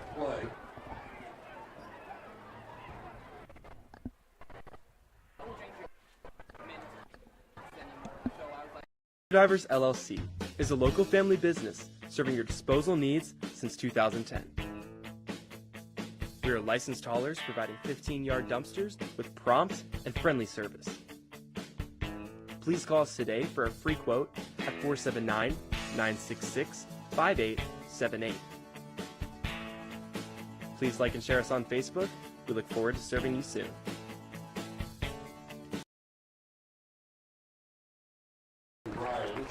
Welcome back to PG Tigers Online in the Southern Sports Network.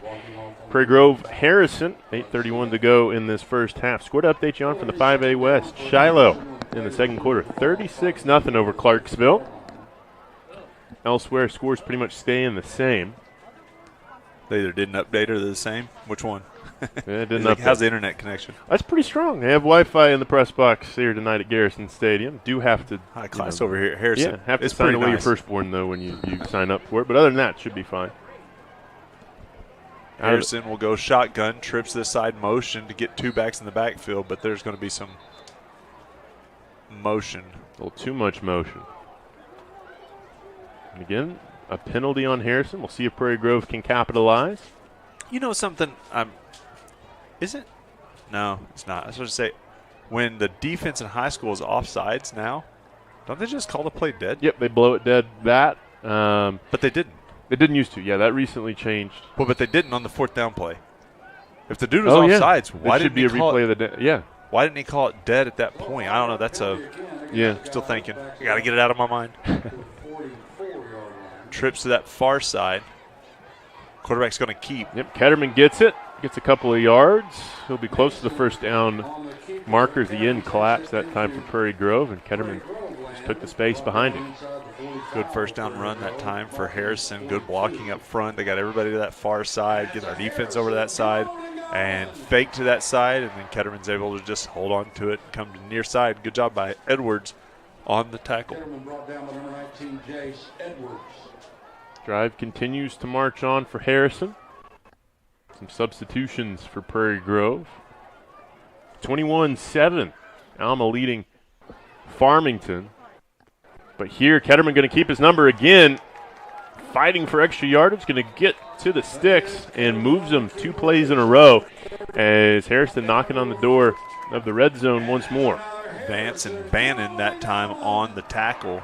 There's that really long in the belly RPO look, option look where the quarterback's waiting to that last second to get someone to commit, and then he's able to keep the ball and pick up the first down.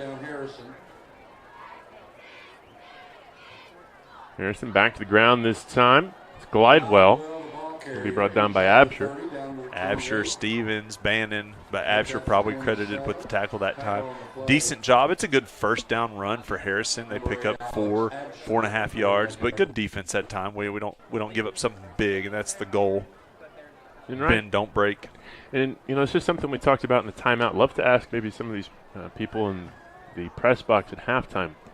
Glidewell has the gold helmet, the yellowy gold helmet, not the old gold of everyone else. I wonder if there's something to that. As I remember a couple years ago, came to a game, had one player with a gold helmet as well. Either way, second down and medium. This time Long looking for the edge. Going to get to the Prairie Grove 20, and it'll be another first down for the Harrison Goblins. I think Asher Lynn and David Stevens that time on the stop. Yes, sir, moving the chains. Their announcer says, yes, sir, moving the chains. And that's the goal. Keeps the drive moving. There's under 6.5 to go first half. Been 21 unanswered for the Goblins. We're waiting until there's two more minutes off the clock. We're going to wait until that last 4 to really turn it around. Reverse the curse. Ketterman's going to back up to pass. He's got a guy open, but overthrows him just a little bit. That was a tight end, kind of on one of them delay type routes. Allen's trying to guard it. He had him beat, just overthrown. Yeah, it's Deacons, the tight end. Just a little long for him, and it'll be 2nd and 10 on the incompletion from Ketterman.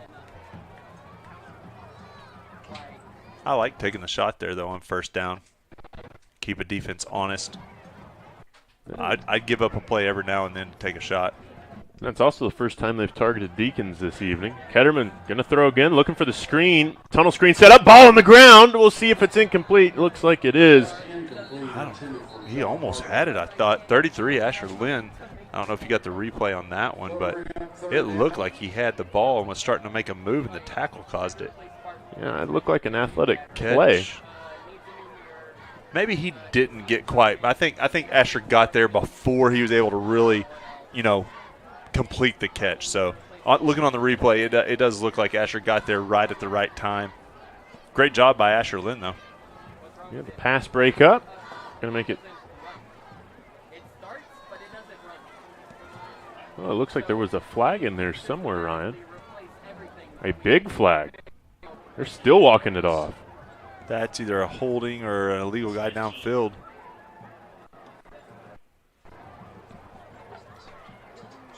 Personal foul. Wow. And importantly, knocks Harrison out of like a field goal range, even as we have seen they do have an extra point kicker, but 2nd and long for the Goblins. Ketterman, unfazed, going to look to the air again. Evades the pressure, keeps his eyes downfield, going to take a shot. Oh, good defense that time. That was Braxton Brashears. He was right there. I don't know if we can replay it again. Ketterman had all the time in the world. So for our safeties and corners and everybody to stay with their guy that long, it's a good job anyways. But Braxton just at that last second. Yeah, that time for Prairie Grove, though, looking at it, Ryan, drop 8 in coverage. Yeah. And that's why the coverage was good, and that's why the pressure wasn't as good. That's why he had all the time in the world. But just a great job by Prairie Grove that time, reading the quarterback, staying with the guy, and making a play. Yeah, kept everything in front of him. 3rd and 25 for Harrison. They'll go 3 receivers near side, 1 to the far side of your screen. And a flag will come in. The clock 0 on the play clock. Back them up 5 more. 3rd and 30. Seemed a little fast that time, but, a lot of times with the penalties, they'll go with that 25-second rather than the 40.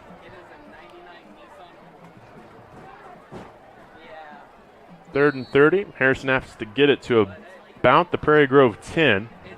We're going to bring in the extra safety. We're going to drop the 8 like we've been doing. We're going to rush 2. Ketterman all day with the 8 in coverage. He's going to decide to keep it himself. Still going, still driving. Flag going to come in, hits a Harrison player in the back. Still going. Going to be well short of the first down. Nearly to the original line of scrimmage. We'll need to check the marker. I would say that's a hold because quarterback had already taken off, so it's not going to be a penalty on Prairie Grove as far as like a pass interference type deal. Now the question is, if it is, you're accepting or declining this? It would be 4th down. Ooh, true. So it's either 3rd down. Now, it's from the spot with the hold, so it'd be 3rd down and 20, or it's going to be 4th down and 12. We're going to decline. 4th down and 12.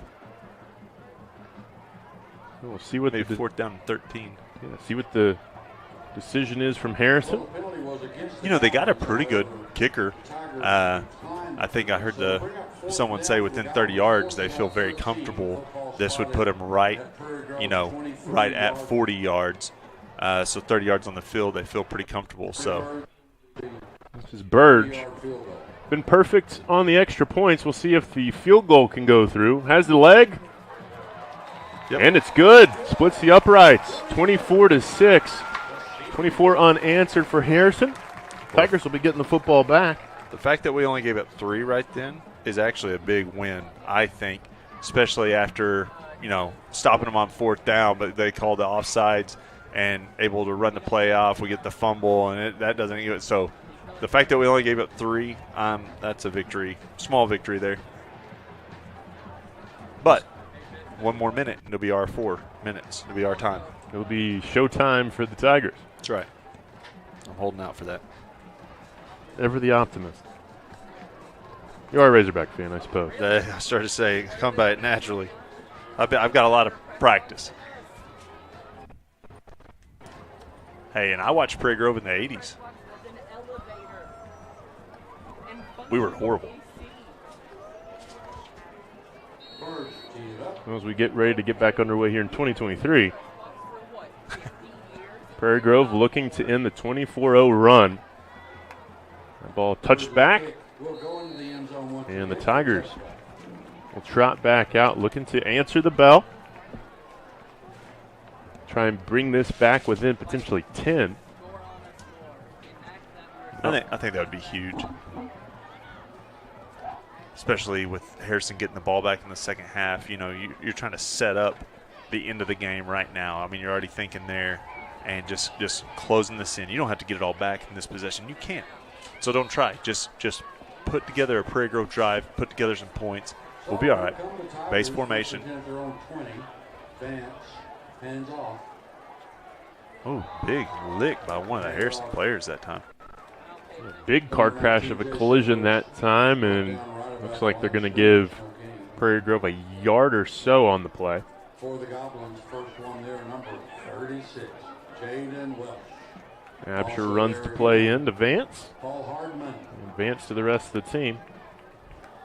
Second and 10. Over formation. Vance looking to throw. Oh.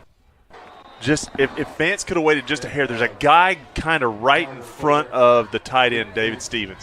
He throws it behind him just a little bit. It hits David in the hands, but that's tough with that guy right there. If Vance can pump fake that, run it out just a hair longer, there's another window there. Now, Vance isn't used to having that much time, so I understand why he's got a quick trigger. But that time, I felt like we could stretch that play out just a hair and get it a little bit farther for David Stevens. Good play call, decent execution. Just didn't quite finish the play there. Well, the Tigers going to need 10 yards. Got to get to their own 30 to keep this drive alive. They have 5 seconds on the play clock. I expect Coach Absher probably going to burn a timeout. Yep. Indeed he does. We'll have one more left in this first half. Timeout, Prairie Grove. Again, we thank Remax Unlimited for sponsoring our Update you on a score in the 5A West. The only score that has changed recently. Farmington has scored again. They still trail 21-14 for the Airedales.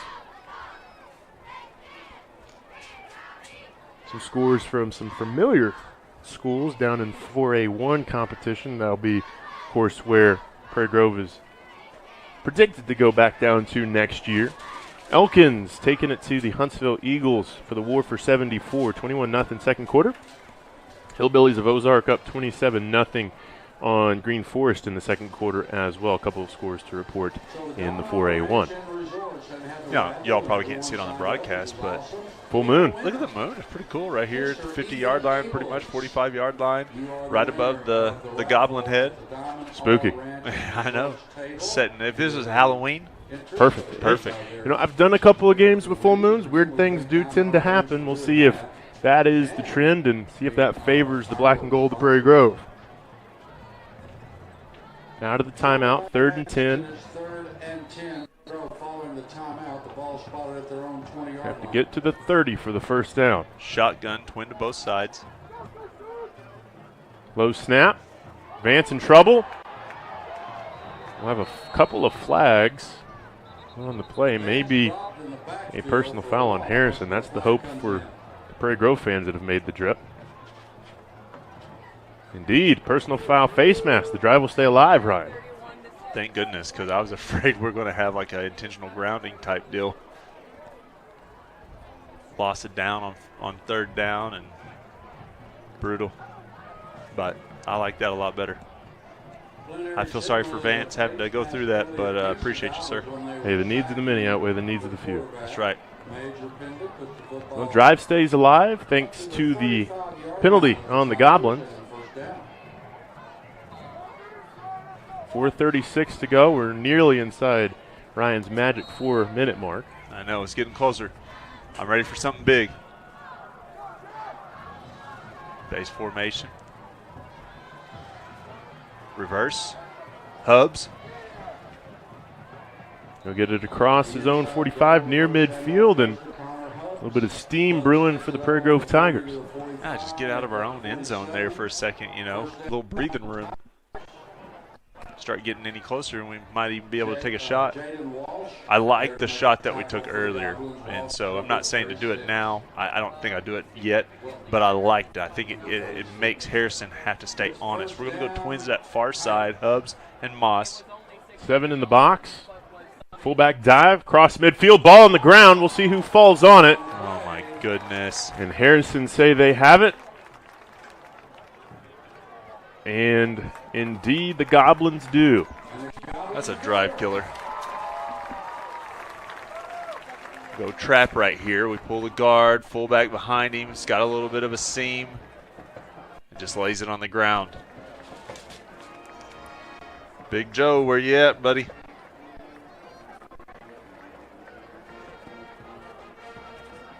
I imagine potentially, if I remember correctly, ejected in the second half, so he should be available in the second half of this game. I believe is traditionally how that penalty works. I hope. We're ready. 4:06 to go. First half. Harrison has scored 24 unanswered.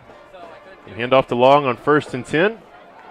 Breaks Absher's tackle, still looking for more. He'll get across the Prairie Grove 40 to about the 39. As back into Prairie Grove Tiger territory will go the Harrison Goblins. That's some strong running right there. He broke about another 3 tackles. That's the thing. Harrison is a little bit more physical. They got some tempo going too. We're going to take a timeout. Last timeout of the half. We'll take it with them. You're watching Prairie Grove Tiger football on the Southern Sports Network. The home's main defense against the elements, so services like upkeep, repairs, and upgrades are vital. David's Roofing is the only roofing contractor in Northwest Arkansas that has the prestigious Select Shingle Master rating from Certainty. With David's Roofing, your roof is in good hands.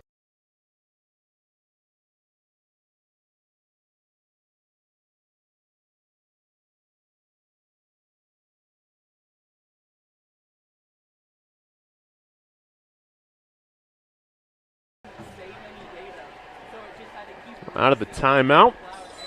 It'll be 1st and 10 for the Harrison Goblins. Prairie Grove will break.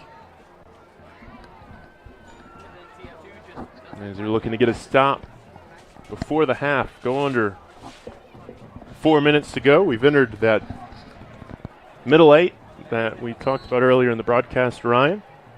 So 1st and 10, Harrison. As Harrison will go back to the ground. Glidewell has one man to beat. There's a flag on the play. We'll need to check the marker, but at the moment it is a touchdown. Wow, that's not how you start off your comeback in the middle 4. Well, Harrison Goblins are walking back, so I believe this one may be on the home side. You know, Harrison, like I said, they're very aggressive blocking. And that guy was blocking down the field, over 10 yards down the field, very aggressive with it. And so you appreciate it, though. I'm glad. I mean, you teach them that way, and you hope that they do it because in the end, not as many are going to be called as you actually commit. So you're going to get points off of it. I'd rather have guys over blocking than under blocking for sure. But it'll be 1st down and a football. Don't see this happen too often after the spot foul and the hold.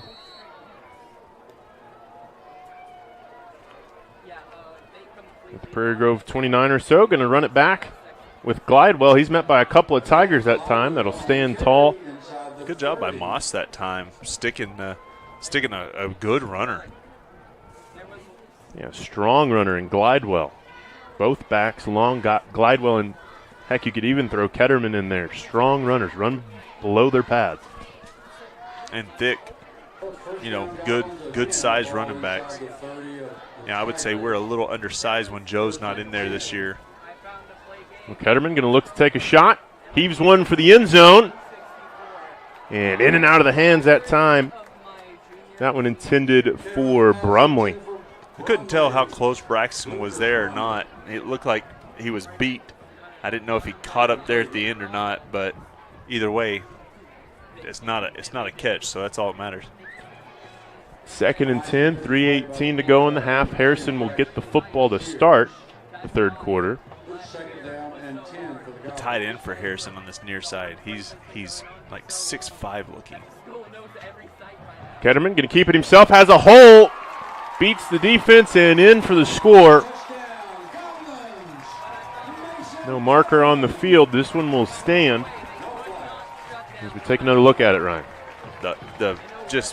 Wow, big block that time. Took out 2 guys right there on the end, but just everybody's watching, the fake, and goes after the running back a little bit. And it's a walk in the park for the Ketterman. We await the Burge extra point. Kicks up. Kicks good. 31-6. Harrison extending their unanswered run. We'll pause on PG Tigers Online, bringing the rest of the second quarter when we return. Story isn't that different from a lot of people that grew up in a small town. My dream was always to play baseball, but as a kid, it's hard to prove yourself when you're so far away from the big leagues. When no one else thought I was good enough, my community did. From family to friends, coaches, and local businesses, my community built me into the player that I am today. And I'm just getting started. When you have the support of a community, anything is possible. First Community Bank, where community comes first. Well, as we get set to get back underway, score 31-6. In this, the fourth meeting of these two schools since 2000. Ball up and out of bounds. It'll be a legal procedure, best field position to start off a kickoff for the Tigers this time. Really second best of the night, but best off the kickoff for sure. Most of them gone out of the back of the end zone. Kicker's got quite a bit of leg on him that time, and just a little bit out of bounds. And that's something you don't necessarily see too often at this level. You go to 6A, 7A, everybody has a kicker on standby who can. Steroids? Yeah. Who can standby? Yes, yeah. That can be called into action as needed. But this is a big drive. It is. Looks like we're going to go 2-minute offense, twins to both sides, shotgun, personal protector. Vance surveying, going to break the pocket, calls it himself, across his own 40. Ball pops out again. It's Harrison's football. Oh, my goodness. It looked great. Vance was doing a great job. He just got to get down. And looks like Harrison, I was looking at the sideline here, have a turnover chain. Well, we've fumbled 3 times tonight and lost them. We've been offsides on a 4th down when we could have got them off the field, and we've had a penalty, we had a penalty that gave them a 1st down, and then we did a fake, and they did the fake punt. So we've literally given them 1, 2, 3, 4 extra possessions at least.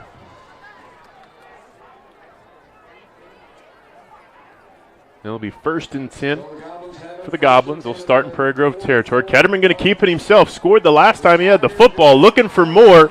Tries to beat Luke Vance. Vance with the shoestring touchdown saving tackle will give the Goblins another red zone possession with 2:50 to go in this half. Luke Vance had 2 of those shoestring tackles tonight. Both of them opportunities for Harrison to score, and they didn't. Goblins going to go fast, long with the football. He'll break the tackle, but knocked out of bounds that time. That's Edwards on the tackle. As now the Goblins getting chunks. It's 1st and goal, Goblins. 1st and goal from the 9-yard line. 3 receivers far side. Ketterman just going to hand it off to Long on the counter. He'll be met in the hole by a couple of Tigers. Good job that time by the Tigers. They look like Bryce was there first. Several other guys get there afterwards. I see Long and Allen getting up off the bottom of the pile. Kissinger. It'll be 2nd and goal from the 6. Harrison's going to spread it out a little bit. Trips that far side, tied into this near side. 1 back in the backfield. Ketterman waits the last second again, looking for the end zone. He'll be in for the score. It's his 2nd rushing touchdown of the night. And as the Goblins shoot the fireworks off at Garrison Stadium, 37-6, 2 minutes to go, first half. Brutal. We don't have an answer for ourselves right now, let alone now a physical running game when momentum is already on the side of the Goblins. Kick up and good. I definitely would say momentum needle is pegged for the blue and gold of Harrison.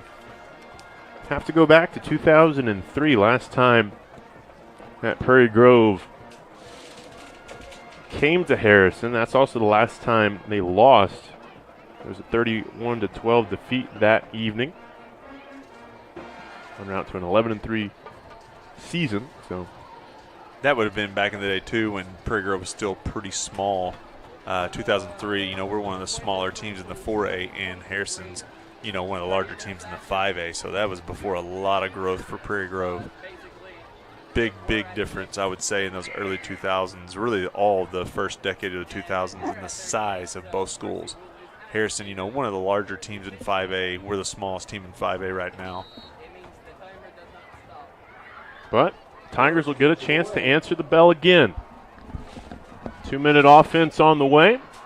This kick returnable for Prairie Grove. Edwards accelerating. Has a couple of Goblins to miss. He'll be brought out of bounds at about his own 45. And this, the best starting field position off of a kickoff for the Tigers, as they are going to try and answer the bell with 1:52 this first half. It would keep the clock running at a normal ticker if we could put some points on the board. And because you fear, Harrison to get the ball back in this half and even get a field goal, it's going to put it in the mercy rule right at. And then if not, in that first quarter or the first possession of the third quarter. Absher in at quarterback. Looking for Hubbs. Hubbs never saw it. It was a little underthrown there, too. Absher threw on the run. He's got to plant his feet. Absher doesn't have quite the arm that Vance does just naturally. Absher's a very heady guy. But on that play right there, you got to be able to plant your feet and throw that ball far enough for your running back or your receiver to go get it. And that time just kind of almost baseball slung, a little underthrown.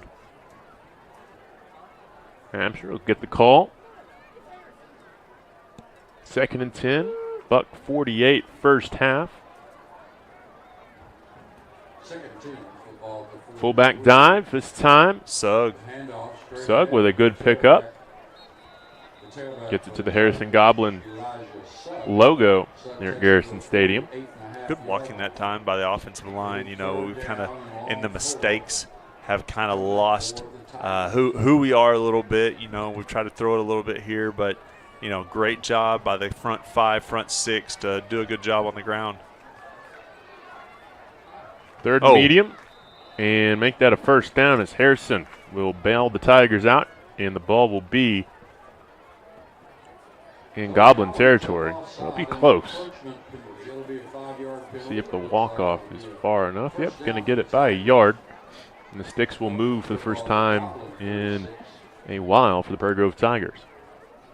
This is also the first play in opponent territory for Prairie Grove in quite some time. Another fullback dive. Absher going to pull it the last second, try and run the option. He's going to keep it himself. Gets around the edge, across the 35, out of bounds. Flag on the play. Good job that time by Absher. Just keeping it in the belly as long as possible, and just like what Harrison does to us. That fake in the belly as long as possible just makes it so hard on the defense to commit to one way or the other. He pulls at the last second and gets a pretty good run. Looks like it's going to be a hold on the Tigers, though, right about the 37-yard line. And that'll negate the option run from Absher this time. Back to, we'll lose 2 yards. With 1:04 to go first half.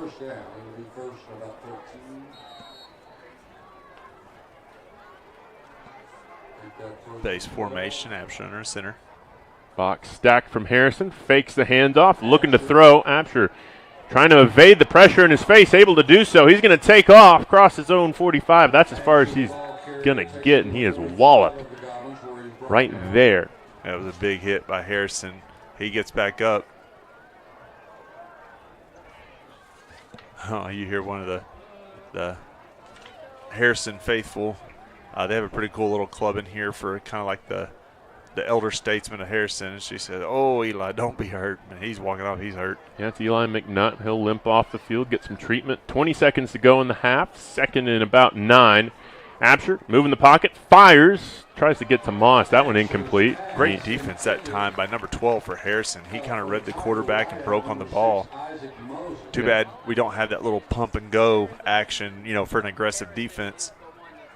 It's Morris on the coverage for the Goblins. 24 seconds, third down on the way for Prairie Grove. I'll go right back to something like that if 12's going to be that aggressive. Hub's going to leave the backfield. 3 receivers near side, 2 to the far. Empty backfield for Absher. Going to take a shot across the middle of the field. Hubs, in and out of his hands. That was 6 points all day. He's got a broke finger in 2 places. It's dislocated.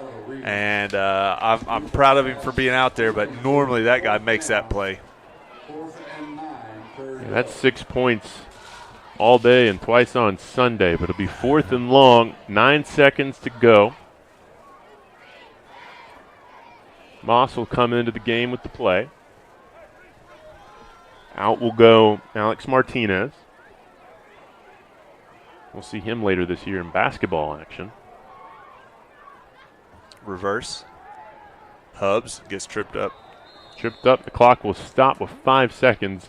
And Harrison will have time for one more play. Imagine they'll just come out and set a knee.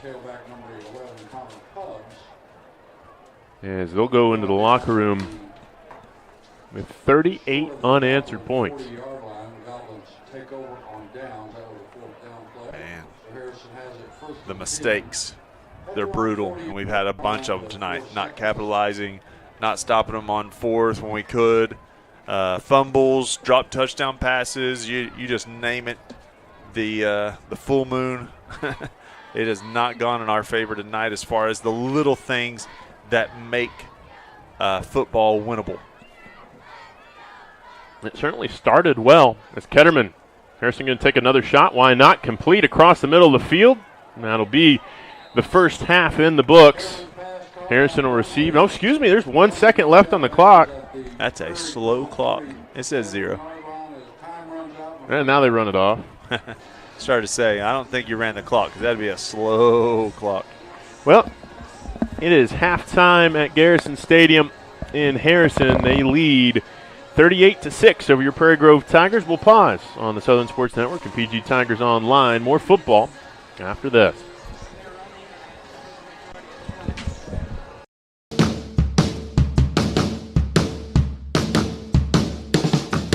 Hi, my name is Michaela.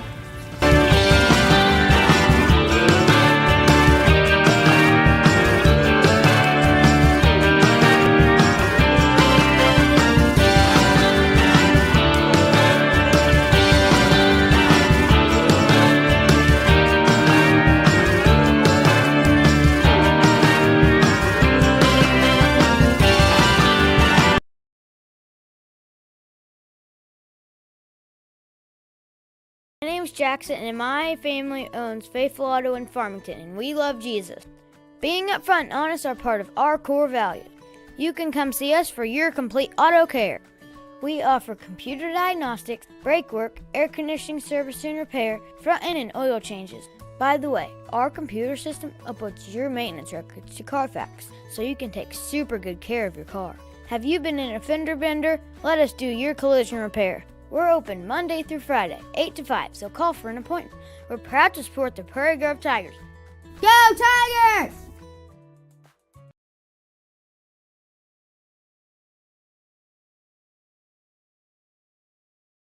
Today's game is brought to you in part by Realty Mart, licensed in Arkansas, Oklahoma, and Missouri.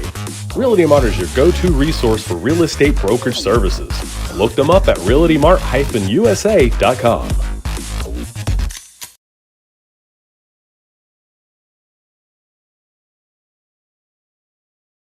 The mission statement of Prairie Grove Christian Church is to love God, love others, serve others. And part of the way our church serves the community is through children's programming where they get great biblical instruction in a really fun environment. Part of that is kindergarten through 5th grade. Luke's been involved in our Quest program on Wednesday nights for a while, and Bella is a part of our junior high program as well. Both of these are going to be meeting on Wednesday nights from 6 to 7:30. We also have high school 2240 that will meet in the station on Wednesday nights from 7 to 8:30. Once you've settled in, we encourage you to attend our First Step class so you can learn a little bit about what we believe and who we are. Come visit us and be part of our women's groups, men's groups, other small groups that we have, and find your tribe. Please join us for one of our Sunday morning services at 9 or 10:30.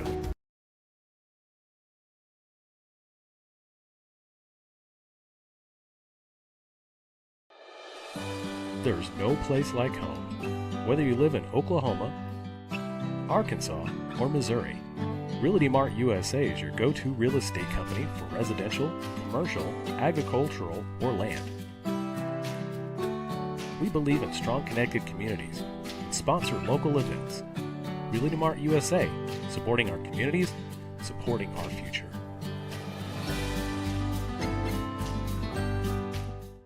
The roof is a home's main defense against the elements, so services like upkeep, repairs, and upgrades are vital. David's Roofing is the only roofing contractor in Northwest Arkansas that has the prestigious Select Shingle Master rating from Certainty. With David's Roofing, your roof is in good hands. My story isn't that different from a lot of people that grew up in a small town.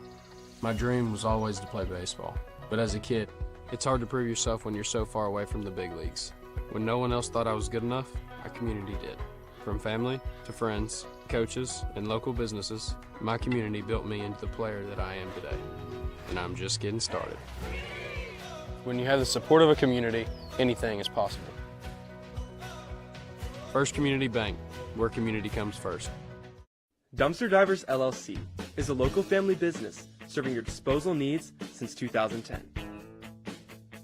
We are licensed haulers providing 15-yard dumpsters with prompt and friendly service. Please call us today for a free quote at 479-966-5878. Please like and share us on Facebook. We look forward to serving you soon.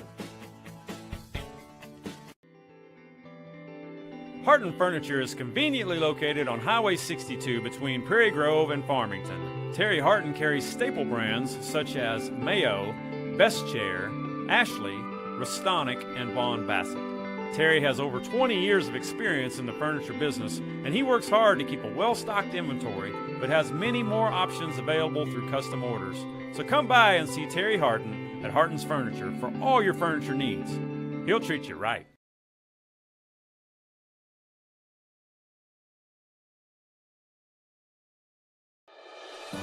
There's no place like home. Whether you live in Oklahoma, Arkansas, or Missouri, Realty Mart USA is your go-to real estate company for residential, commercial, agricultural, or land.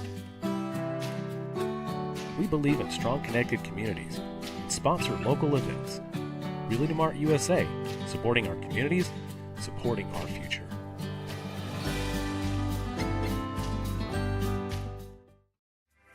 Zing Broadband is a proud sponsor of area schools and is excited to offer incredible fast internet speeds. Our students can focus on what really matters, knowing that Zing Broadband can keep up with them. We recognize the hard work and dedication of our students and athletes, and we've built a network to deliver their demand. Zing Broadband proudly serves our local communities and supports all their endeavors.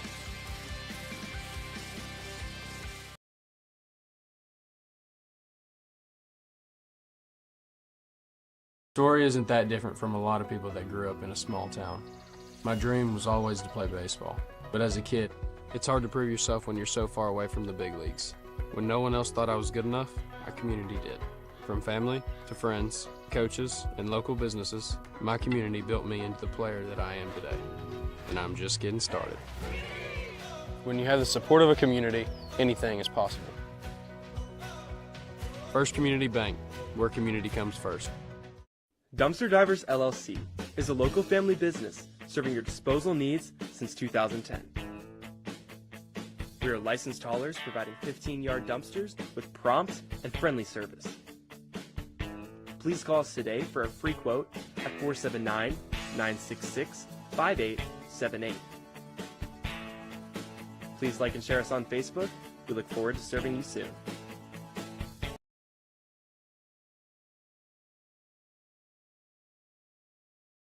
The home's main defense against the elements, so services like upkeep, repairs, and upgrades are vital. David's Roofing is the only roofing contractor in Northwest Arkansas that has a prestigious Select Shingle Master rating from Certainty. With David's Roofing, your roof is in good hands. Harton Furniture is conveniently located on Highway 62 between Prairie Grove and Farmington. Terry Harton carries staple brands such as Mayo, Best Chair, Ashley, Restonic, and Vaughn Bassett. Terry has over 20 years of experience in the furniture business, and he works hard to keep a well-stocked inventory, but has many more options available through custom orders. So come by and see Terry Harton at Harton's Furniture for all your furniture needs. He'll treat you right.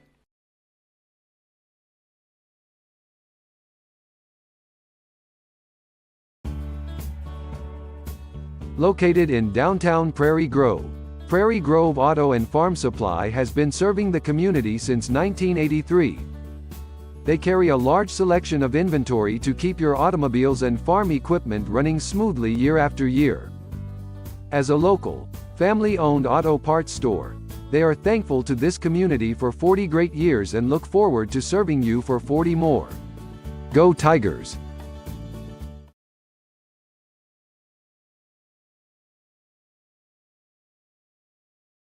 Zing Broadband is a proud sponsor of area schools and is excited to offer incredible fast internet speeds. Our students can focus on what really matters, knowing that Zing Broadband can keep up with them. We recognize the hard work and dedication of our students and athletes, and we've built a network to deliver their demand. Zing Broadband proudly serves our local communities and supports all their endeavors.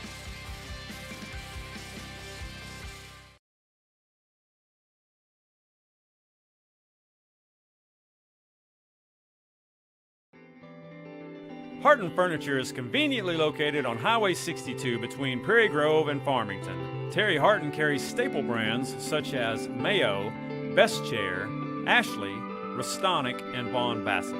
Terry has over 20 years of experience in the furniture business, and he works hard to keep a well-stocked inventory, but has many more options available through custom orders. So come by and see Terry Harton at Harton's Furniture for all your furniture needs. He'll treat you right.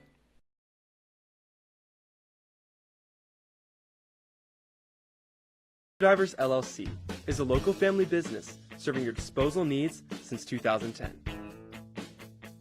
We are licensed haulers providing 15-yard dumpsters with prompt and friendly service. Please call us today for a free quote at 479-966-5878. Please like and share us on Facebook. We look forward to serving you soon.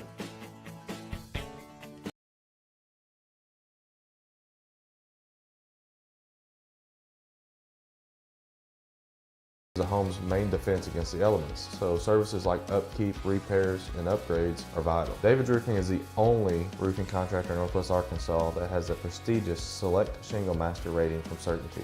With David's Roofing, your roof is in good hands.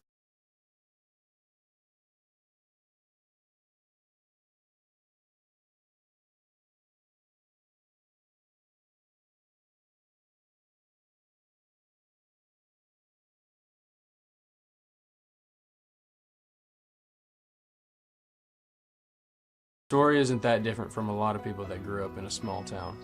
My dream was always to play baseball, but as a kid, it's hard to prove yourself when you're so far away from the big leagues.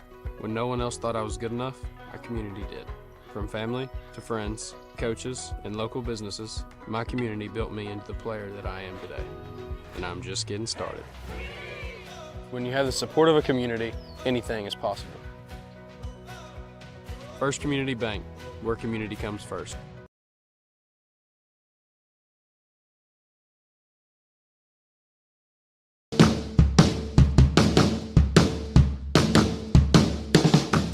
Hi, my name is Michaela.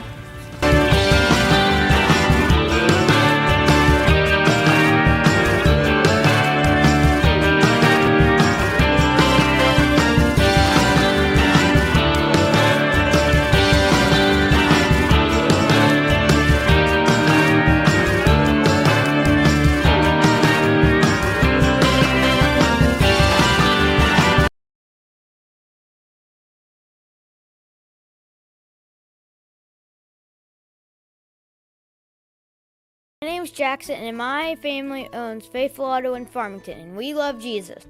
Being upfront and honest are part of our core values. You can come see us for your complete auto care. We offer computer diagnostics, brake work, air conditioning service and repair, front end and oil changes. By the way, our computer system uploads your maintenance records to Carfax, so you can take super good care of your car. Have you been in a fender bender? Let us do your collision repair. We're open Monday through Friday, 8 to 5, so call for an appointment. We're proud to support the Prairie Grove Tigers. Go Tigers!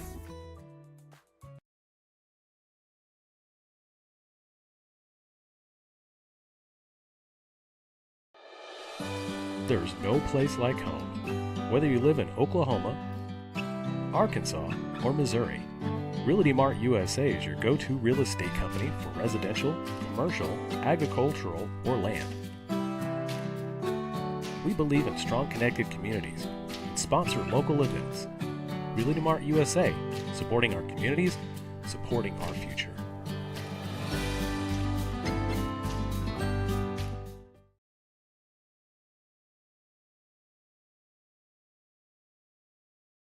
We are about to start our 21st season of upward basketball and cheerleading, kindergarten through second grade. About 10 years ago, we started watching our grandkids play here, and we've been going to church ever since. It's really fun to watch those little guys go. They start practicing in December and games are in January, so that's for basketball and cheerleading. So all the boys and girls, just come join us at Prairie Grove Christian Church.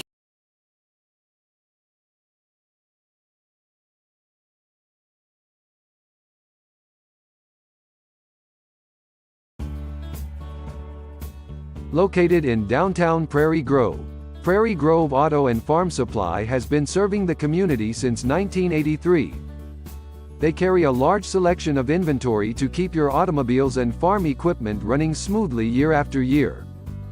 As a local, family-owned auto parts store, they are thankful to this community for 40 great years and look forward to serving you for 40 more. Go Tigers!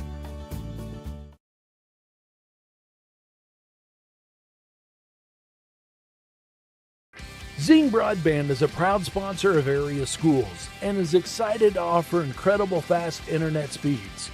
Our students can focus on what really matters, knowing that Zing Broadband can keep up with them. We recognize the hard work and dedication of our students and athletes, and we've built a network to deliver their demand. Zing Broadband proudly serves our local communities and supports all their endeavors.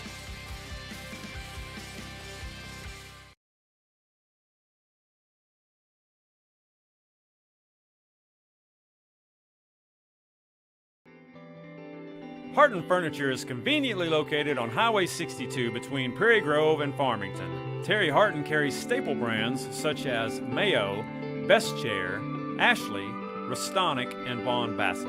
Terry has over 20 years of experience in the furniture business, and he works hard to keep a well-stocked inventory, but has many more options available through custom orders. So come by and see Terry Harton at Harton's Furniture for all your furniture needs. He'll treat you right.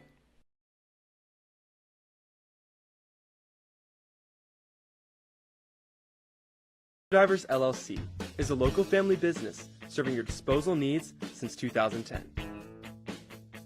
We are licensed haulers providing 15-yard dumpsters with prompt and friendly service.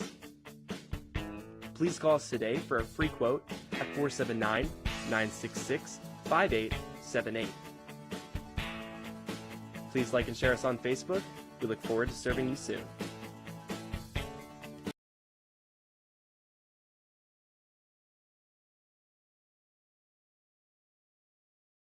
The home's main defense against the elements, so services like upkeep, repairs, and upgrades are vital. David's Roofing is the only roofing contractor in Northwest Arkansas that has the prestigious Select Shingle Master rating from Certainty.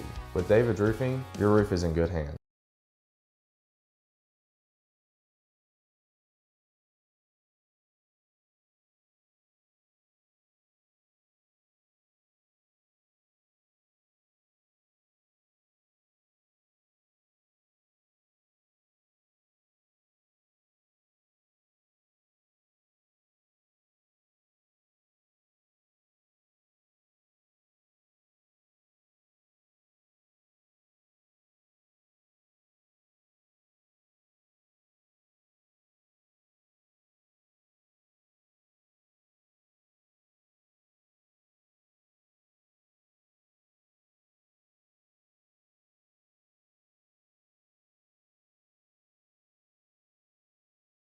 story isn't that different from a lot of people that grew up in a small town.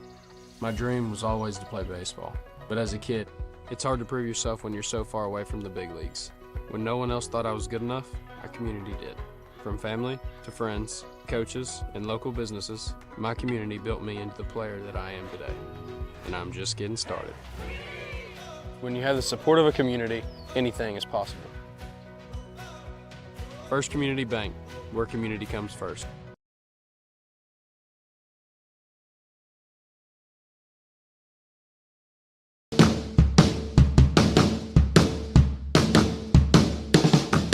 Hi, my name is Michaela.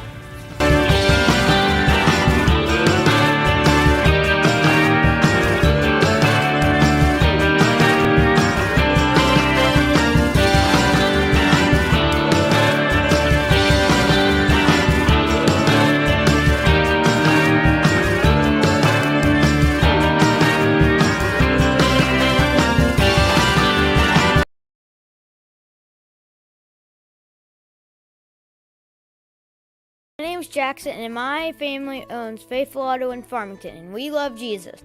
Being upfront and honest are part of our core values. You can come see us for your complete auto care. We offer computer diagnostics, brake work, air conditioning service and repair, front end and oil changes. By the way, our computer system uploads your maintenance records to Carfax, so you can take super good care of your car. Have you been in a fender bender? Let us do your collision repair. We're open Monday through Friday, 8 to 5, so call for an appointment. We're proud to support the Prairie Grove Tigers. Go Tigers!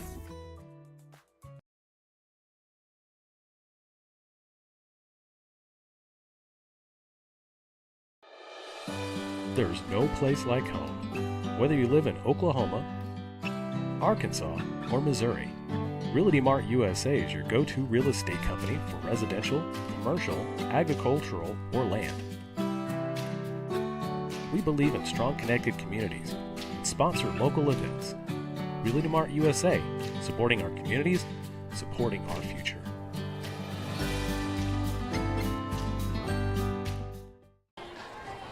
Well, welcome back. Halftime at FS Garrison Stadium here in Harrison. Stephen Blackiston alongside Ryan Cook this evening at the half.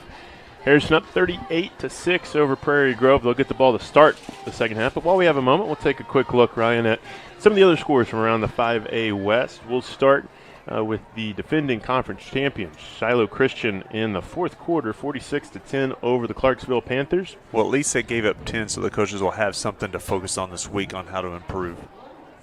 Yeah. For Shiloh. Sure. They need something to talk about. Yeah, something to get them up for their next game. We'll go to a team that Prairie Grove played a week ago. Pea Ridge up 20-14 over the Dardanelle Sand Lizards at the break. That score a little surprising as Dardanelle hanging tough with the Blackhawks. And then the last score to update you on the 5A West, the Airedales into the locker room up 28-14 over the Farmington Cardinals. Farmington beat this Harrison team a week ago. We'll take a look down the order a little bit in the 4A1. This is the league that Prairie Grove came from and potentially will be going back to next year. Elkins up 56-0 over the Huntsville Eagles at halftime. Gentry Pioneers on homecoming in Benton County, 26-7 over the Berryville Bobcats. Lincoln controlling their game, 21-7 over the Gravette Lions. Ozark at home, the Hillbillies shutting out the Tigers of Green Forest, 41-0 at the break in the 4A1. And for those interested in really probably the game of the week in this area, Rogers and Fayetteville playing each other 21-all in the second quarter between the Mounties and the Purple Dogs. That should be a game that goes down to the wire. But we're about a minute or so away from getting back underway in Harrison. This, the fourth time this century these two sides have squared off, come into the night all-time record this side of 2000, 1-1-1. Tied way back in 2002. Harrison won in 2003. And last year, of course, Prairie Grove got the victory on a last-second flea flicker pass touchdown. As we'll get ready for the second half. I want to remind you, next week on PG Tigers and the Southern Sports Network, it'll be homecoming for Prairie Grove. Come on out to Tiger Stadium as the Clarksville Panthers will make their first ever trip to Prairie Grove. If you can't make it, Southern Sports Countdown to Kickoff show will start at 6:30 and kickoff for the game against the Panthers at 7 p.m. That game will be available on PG Tigers Online on YouTube or Southern Sports Network app. Feel free to tell your friends if you're watching this evening, as we will have that broadcast for you for Week 3 of 5A West competition. As we bring Ryan back in, Ryan, have some stats for us from the first half of action. Yeah, we've got Hubbard's halftime stats. Look at Prairie Grove has 6 first downs. Harrison has 13 first downs. Look at the passing yards. 6 passing yards for Prairie Grove and 79 passing yards for Harrison. And then look at your rushing yards.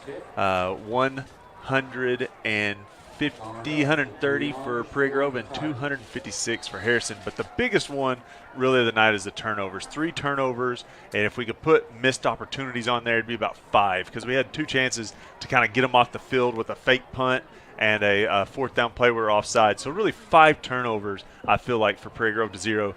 That's a lot to overcome. Well, we're underway for the second half. Harrison going to get the football first.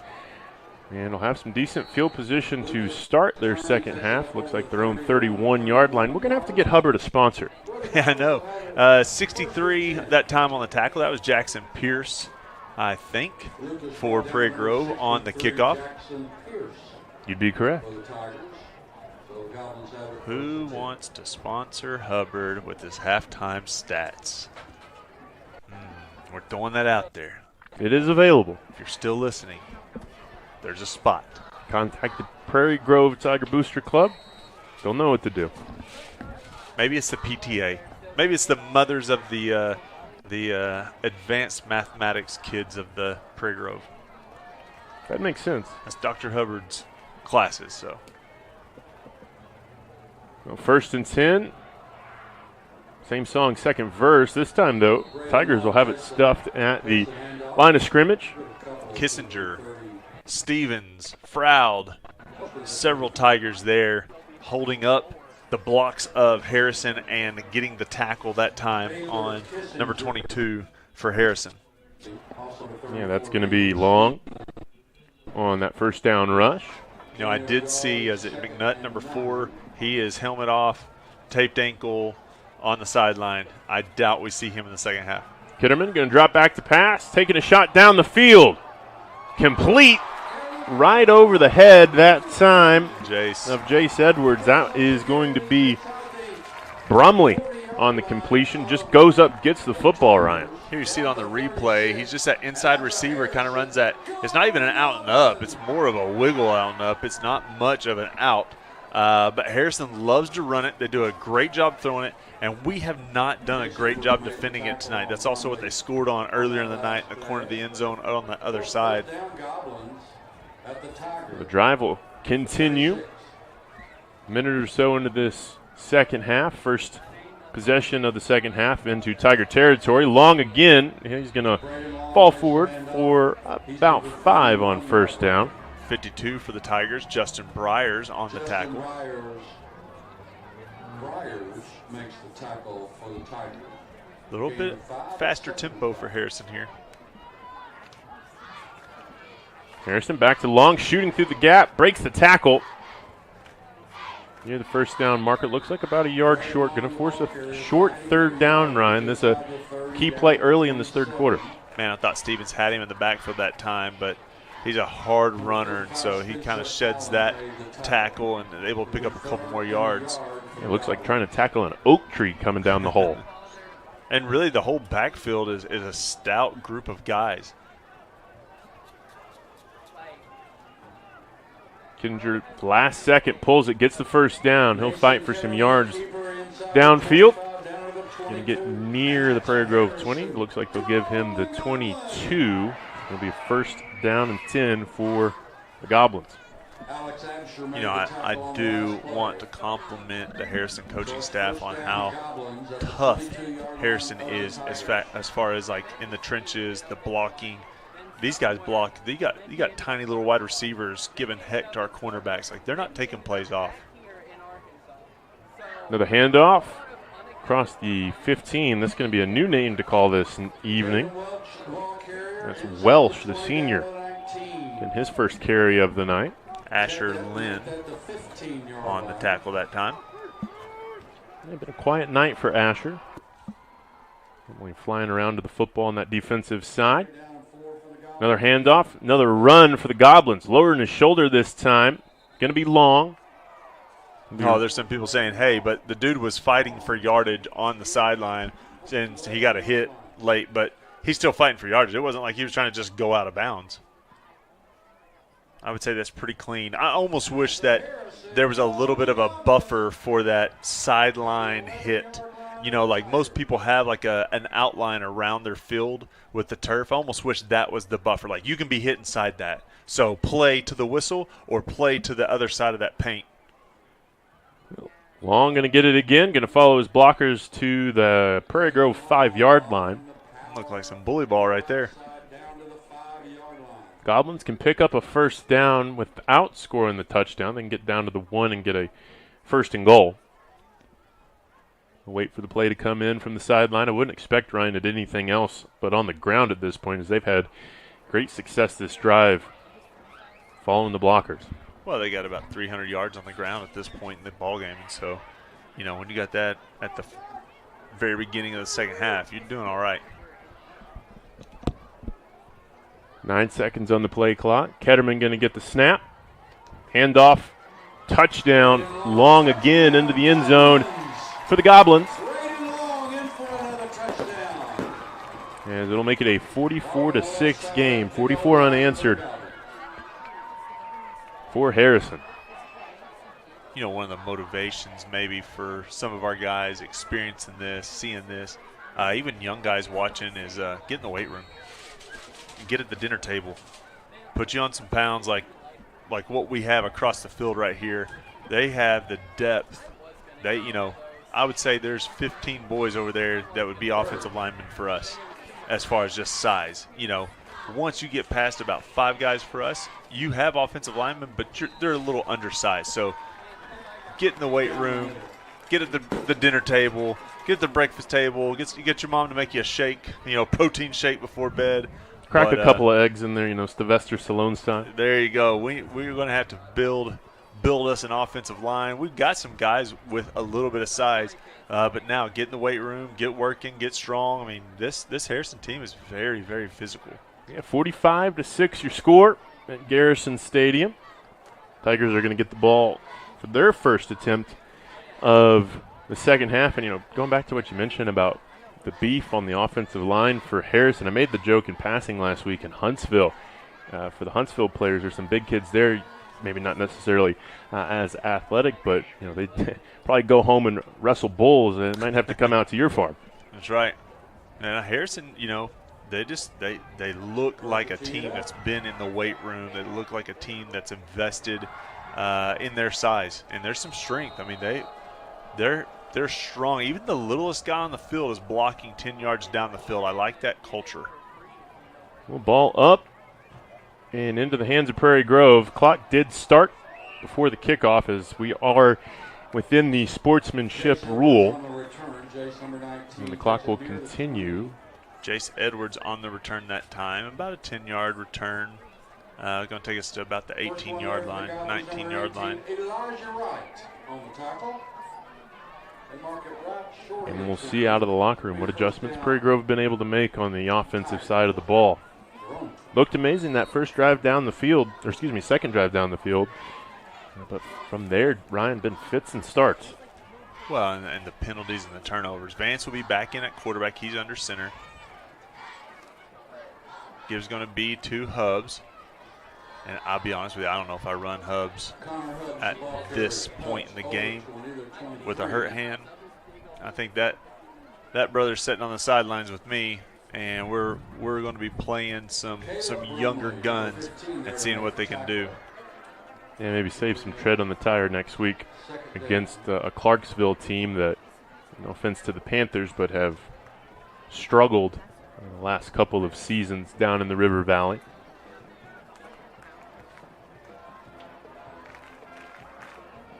Gibbs going to be to Blake Coran. Coffrin, however you want to say it. Either way, he's going to fight forward for some yards. Tough run that time by the young Tiger.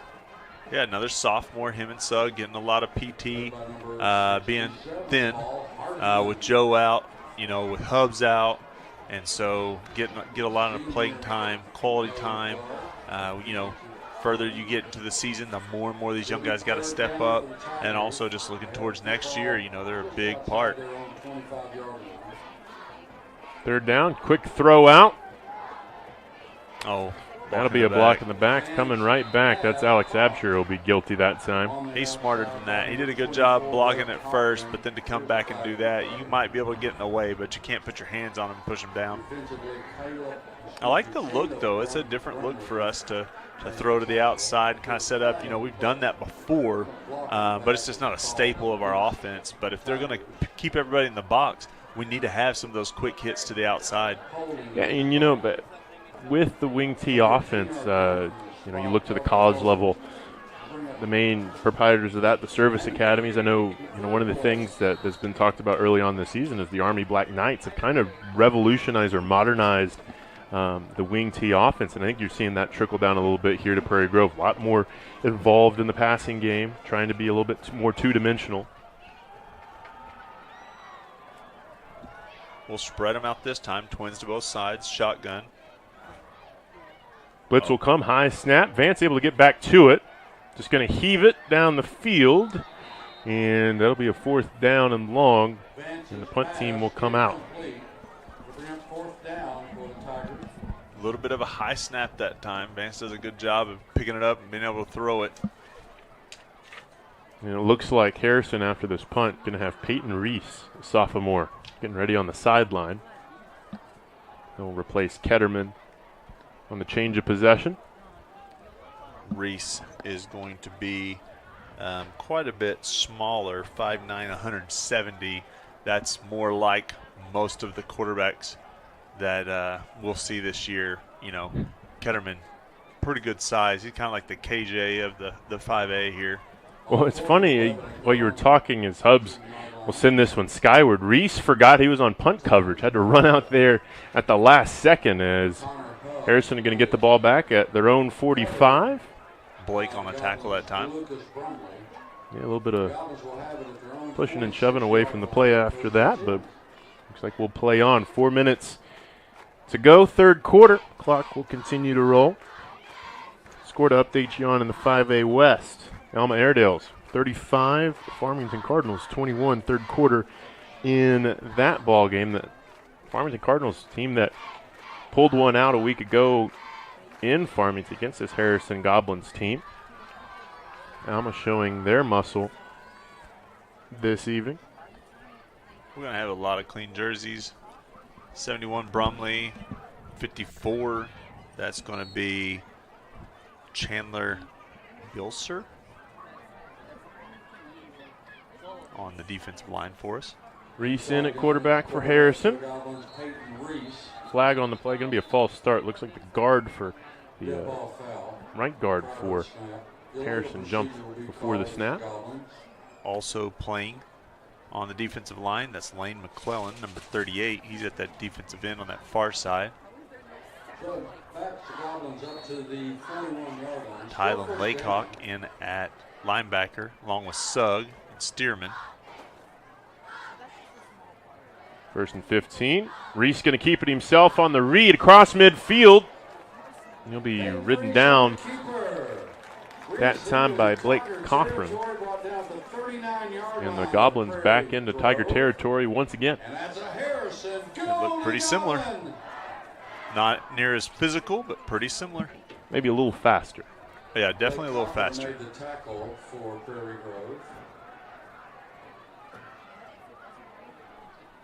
1st and 10 after the Reese read option. Going to keep it himself again. Couple of blockers. He enjoyed that last time. He's just going to do it again. He will. Gets him another 1st down. 63 that time. Jackson Pierce on the tackle. Brought down by the Tigers, number 53. Approach 2 minutes to go. Third quarter. First down, Goblins. As, like you mentioned, Ryan, a lot of clean jerseys, both sides into the game, getting some reps and live game action. This time a handoff around the outside near a first down. That time Noah Hopkins, senior, listed at 6 foot 186 into the ball game. Tackle that time made by number 3. That is Cade Patton. Will be second and a couple for the Goblins. The ball inside the 20-yard line. The senior getting into the game, gets his name called. First time tonight. Reese will hand off other way this time. As they're going to call. I think they're going to say he was down there when Blake created contact with him. They're going to say Hopkins down a little bit farther back. I don't know, look like it. Hard to tell from this angle, yeah. No, I did think that there was a hold back there a little bit. You can look right in the middle of the field here. You see Laycock trying to get away and has to like rip himself away. But here you see the trip. Does a knee go down? Doesn't look like it. Oh, right right there. Yeah, there it was. They're going to hand off once more. Jaden Welch. It's Welch on the carry. Number 40, Marcus Fisher on the tackle for the Tigers. Down to about the 8-yard line. As go under 20 seconds or so to go in this third quarter. They don't even have to snap it if they don't want to. I'd send this dude into the fourth quarter. It doesn't look like that they're going to. Welch on the carry. Going to get to the Prairie Grove 5-yard line. That'll be the last play of the third quarter. After 3, your score, Harrison 45, Prairie Grove 6. More Prairie Grove football when we return. Number 50, Hayden Laycock. And that's the end of the third quarter.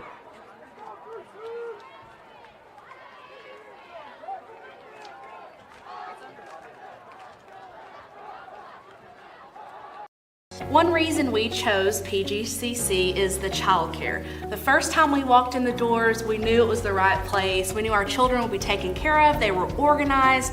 There were safety protocols, and we could go in and enjoy service. So as parents, we knew it was the right choice, and we know that Manny and Cruz enjoy it. Please join us for one of our Sunday morning services at 9 or 10:30. You're always welcome at PGC.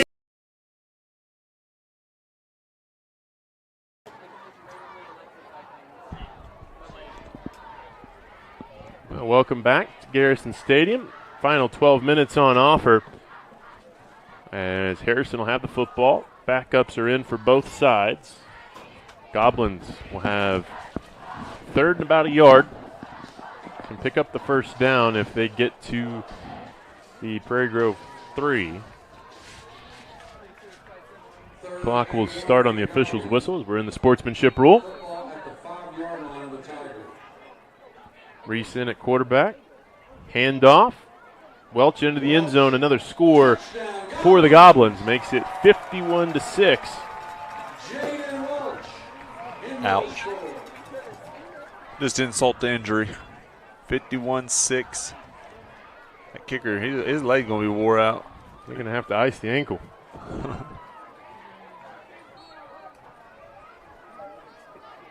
Clock rolls. 30 seconds into this fourth quarter. Kick up. Kick good.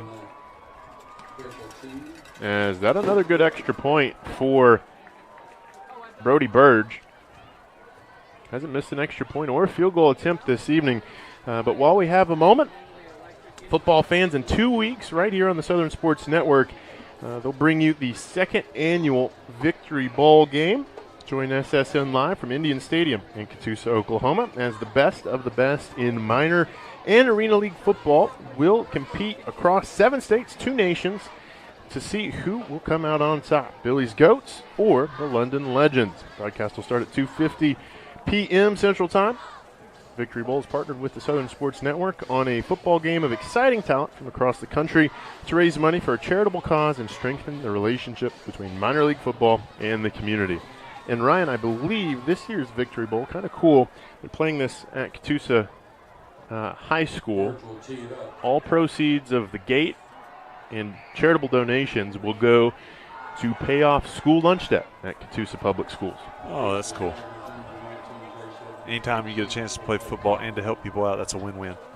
Certainly is. We'll have more information as flag will come in on the kickoff. We'll have more information on our Facebook page on Southern Sports Network about how you can donate during the broadcast if you feel so inclined. Bag them up, make them re-kick it. As the clock rolls under 10 minutes to go. Man, they ought to just go off sides about 3 or 4 times. You can get about a minute off the clock each time. I believe that was the New England Patriots. Did that a couple years ago against the Jets. Tried to ice a game that way. It's kind of smart. Certainly is. Well within the rules. I'm sure some of these guys that are wanting to get dirty don't appreciate that. They want their time. Yeah, they want to get on tape, get some action under the Friday night lights. We'll get back underway. This one returnable for Edwards. Good move right there by Edwards. And he'll fall down at about 27 with 9 minutes to go. We'll see who'll quarterback the offense this time. Looks like it'll be Absher under center. A bunch of new offensive linemen out there, I would assume. Trying to look to get a couple numbers. I see Pierce out there. He'll probably be the center. Number 63, I see Bromley out there. Moss will be your split in. I've been impressed by Moss tonight. He's definitely made an impact as a underclassman. Had a couple of targets tonight, catch. Nice run that time by Sugg. Oh, that turf's just slick, man. He tried to plant and kind of cut, and his feet were just gone from him. And that's where I hate the turf. I don't think a dry football field does that from you, but it happens. Yeah, it looked like the first time I tried to turn on skis. It did. Lower body just keeps going. It'll be 1st and 10, Prairie Grove's 42. Under 8 minutes to go in this game. Bannon in at wingback. It's going to be a sweep that time with Blake. And Blake going to get close to the 45. Won't quite get there. 44 will be the next line of scrimmage. 2nd and about 8. Maddox Ogle in at tight end. Aiden East will bring in the play, number 4. He's also the backup kicker.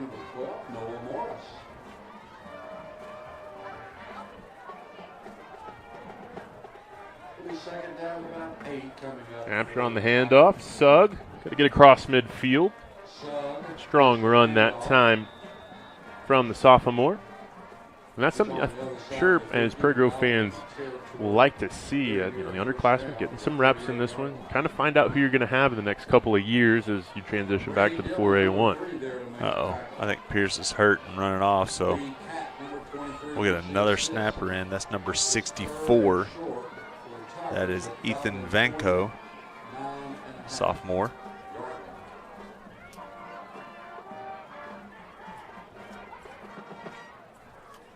It'll be 3rd and about a yard.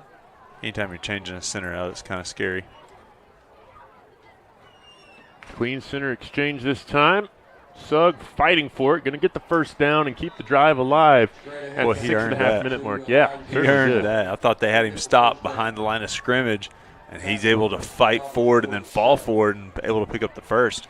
Look right here. Harrison does a good job with their penetration to get a guy back there, and then he just carries the pile there.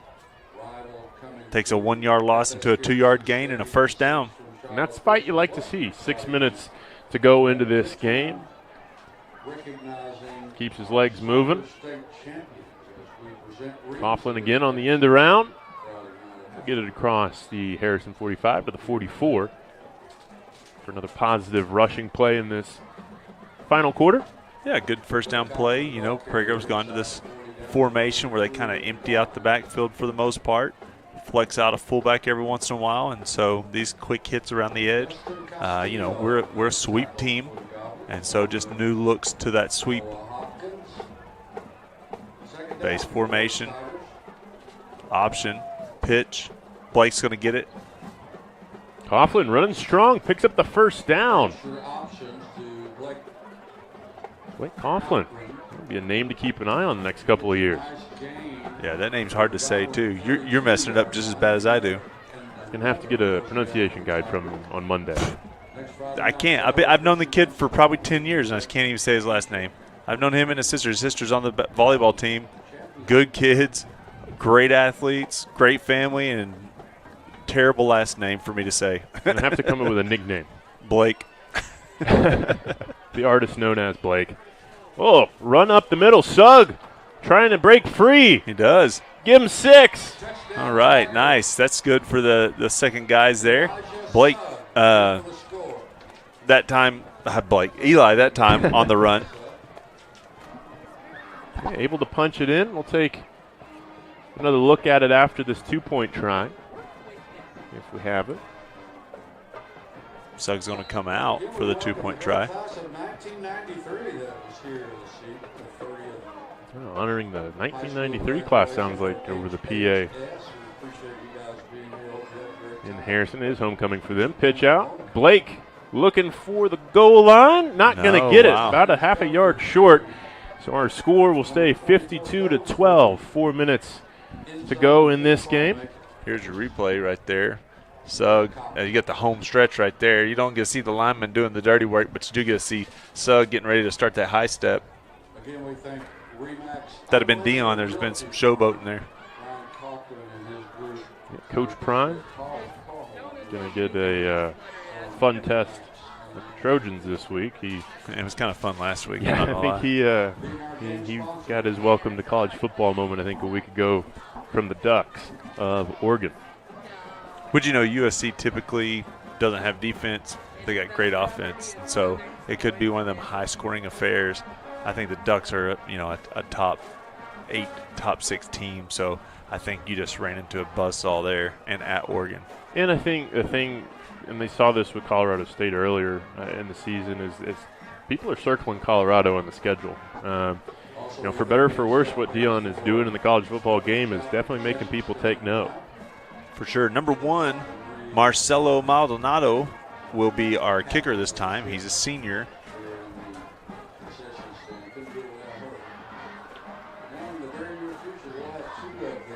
As they take their time on this, running off a lot of time, as of course we are in the sportsmanship rule. 2:38 to go in this game.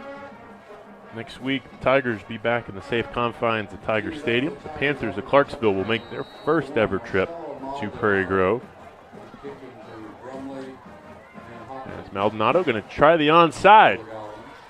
Unsuccessful that time. Harrison will get the ball at their own 42, and imagine this will be the last couple plays of this one, right? Well, I hate it for us. That's not what I expected for sure. I expected it to be a hard-fought game that kind of got into the later part of the game, and the person who made a couple mistakes maybe fighting from behind. But I really thought with what happened last week against a team that, again, I don't feel like it's just a ton better. I feel like just the missed opportunities and the penalties and the turnovers got to us, that we would clean up some things, but we didn't. And so, week number 2, more stuff on film. You got to clean up the penalties. You got to clean up the turnovers. I mean, in essence, we had 5 opportunities to keep the ball or get the ball, and we gave it back to Harrison. And so that's not a winning recipe. And I don't even care which team it is in the 5A. With 5 turnovers or 5 missed opportunities, whatever you want to call them, we're going to have a hard time beating anybody. Well, not to look ahead too far, but next week, of course, Clarksville comes to town for homecoming. This is a team that hasn't won a game since beating Morrilton in November of 2021. But you turn the ball over 5 times, yeah, you'll keep them in the game. Certainly. But my question in all this is next week for Clarksville coming to town, as they'll take a knee here in Harrison, is this a situation maybe as a get-right game, take some frustration out against the Panthers? Sure. And reset your season in a lot of ways? Sure. Then what do you have the next week? Stand by. Yeah, that's what I take it 1 week at a time here. Yeah. So you could get to 2-2, and then you get Alma after that at home. And Alma beating Farmington right now, so that's going to be a tough game. You still got Farmington, still got Shiloh, so tough situation when you get behind the 8 ball like we are. But at the same time, you grow. You keep going. Don't let it get you down. Learn from it. And that's where the couple guys that have done some of the mistakes, don't let it get you down. Keep plugging away, correct the mistakes, and maybe we pick off some people at the end of the year and we get back in that conversation, because right now we're a little outside the playoff conversation. Well, looks like that's going to be the final whistle here in Harrison as they empty the silos at Garrison Stadium. 52-12, your final score. The Goblins are victorious. Prairie Grove will fall to 2-3, 0-2 in conference play, but it's homecoming next week as Clarksville comes to town. For Cameron, our producer, Ryan Cook, I've been Stephen Blackston, and in the homage of Lynn Gregson, go Tigers! In the stadium, so we would appreciate your help with that very much. Once again, the Goblins are back here at FS Garrison Stadium next Friday night. It'll be the home of champions for sure as we present rings next Friday night as well. Again, we thank Remax Unlimited and Staff Bank and many others for helping make this a special night for Queen Mia and the Harrison Golden Goblins.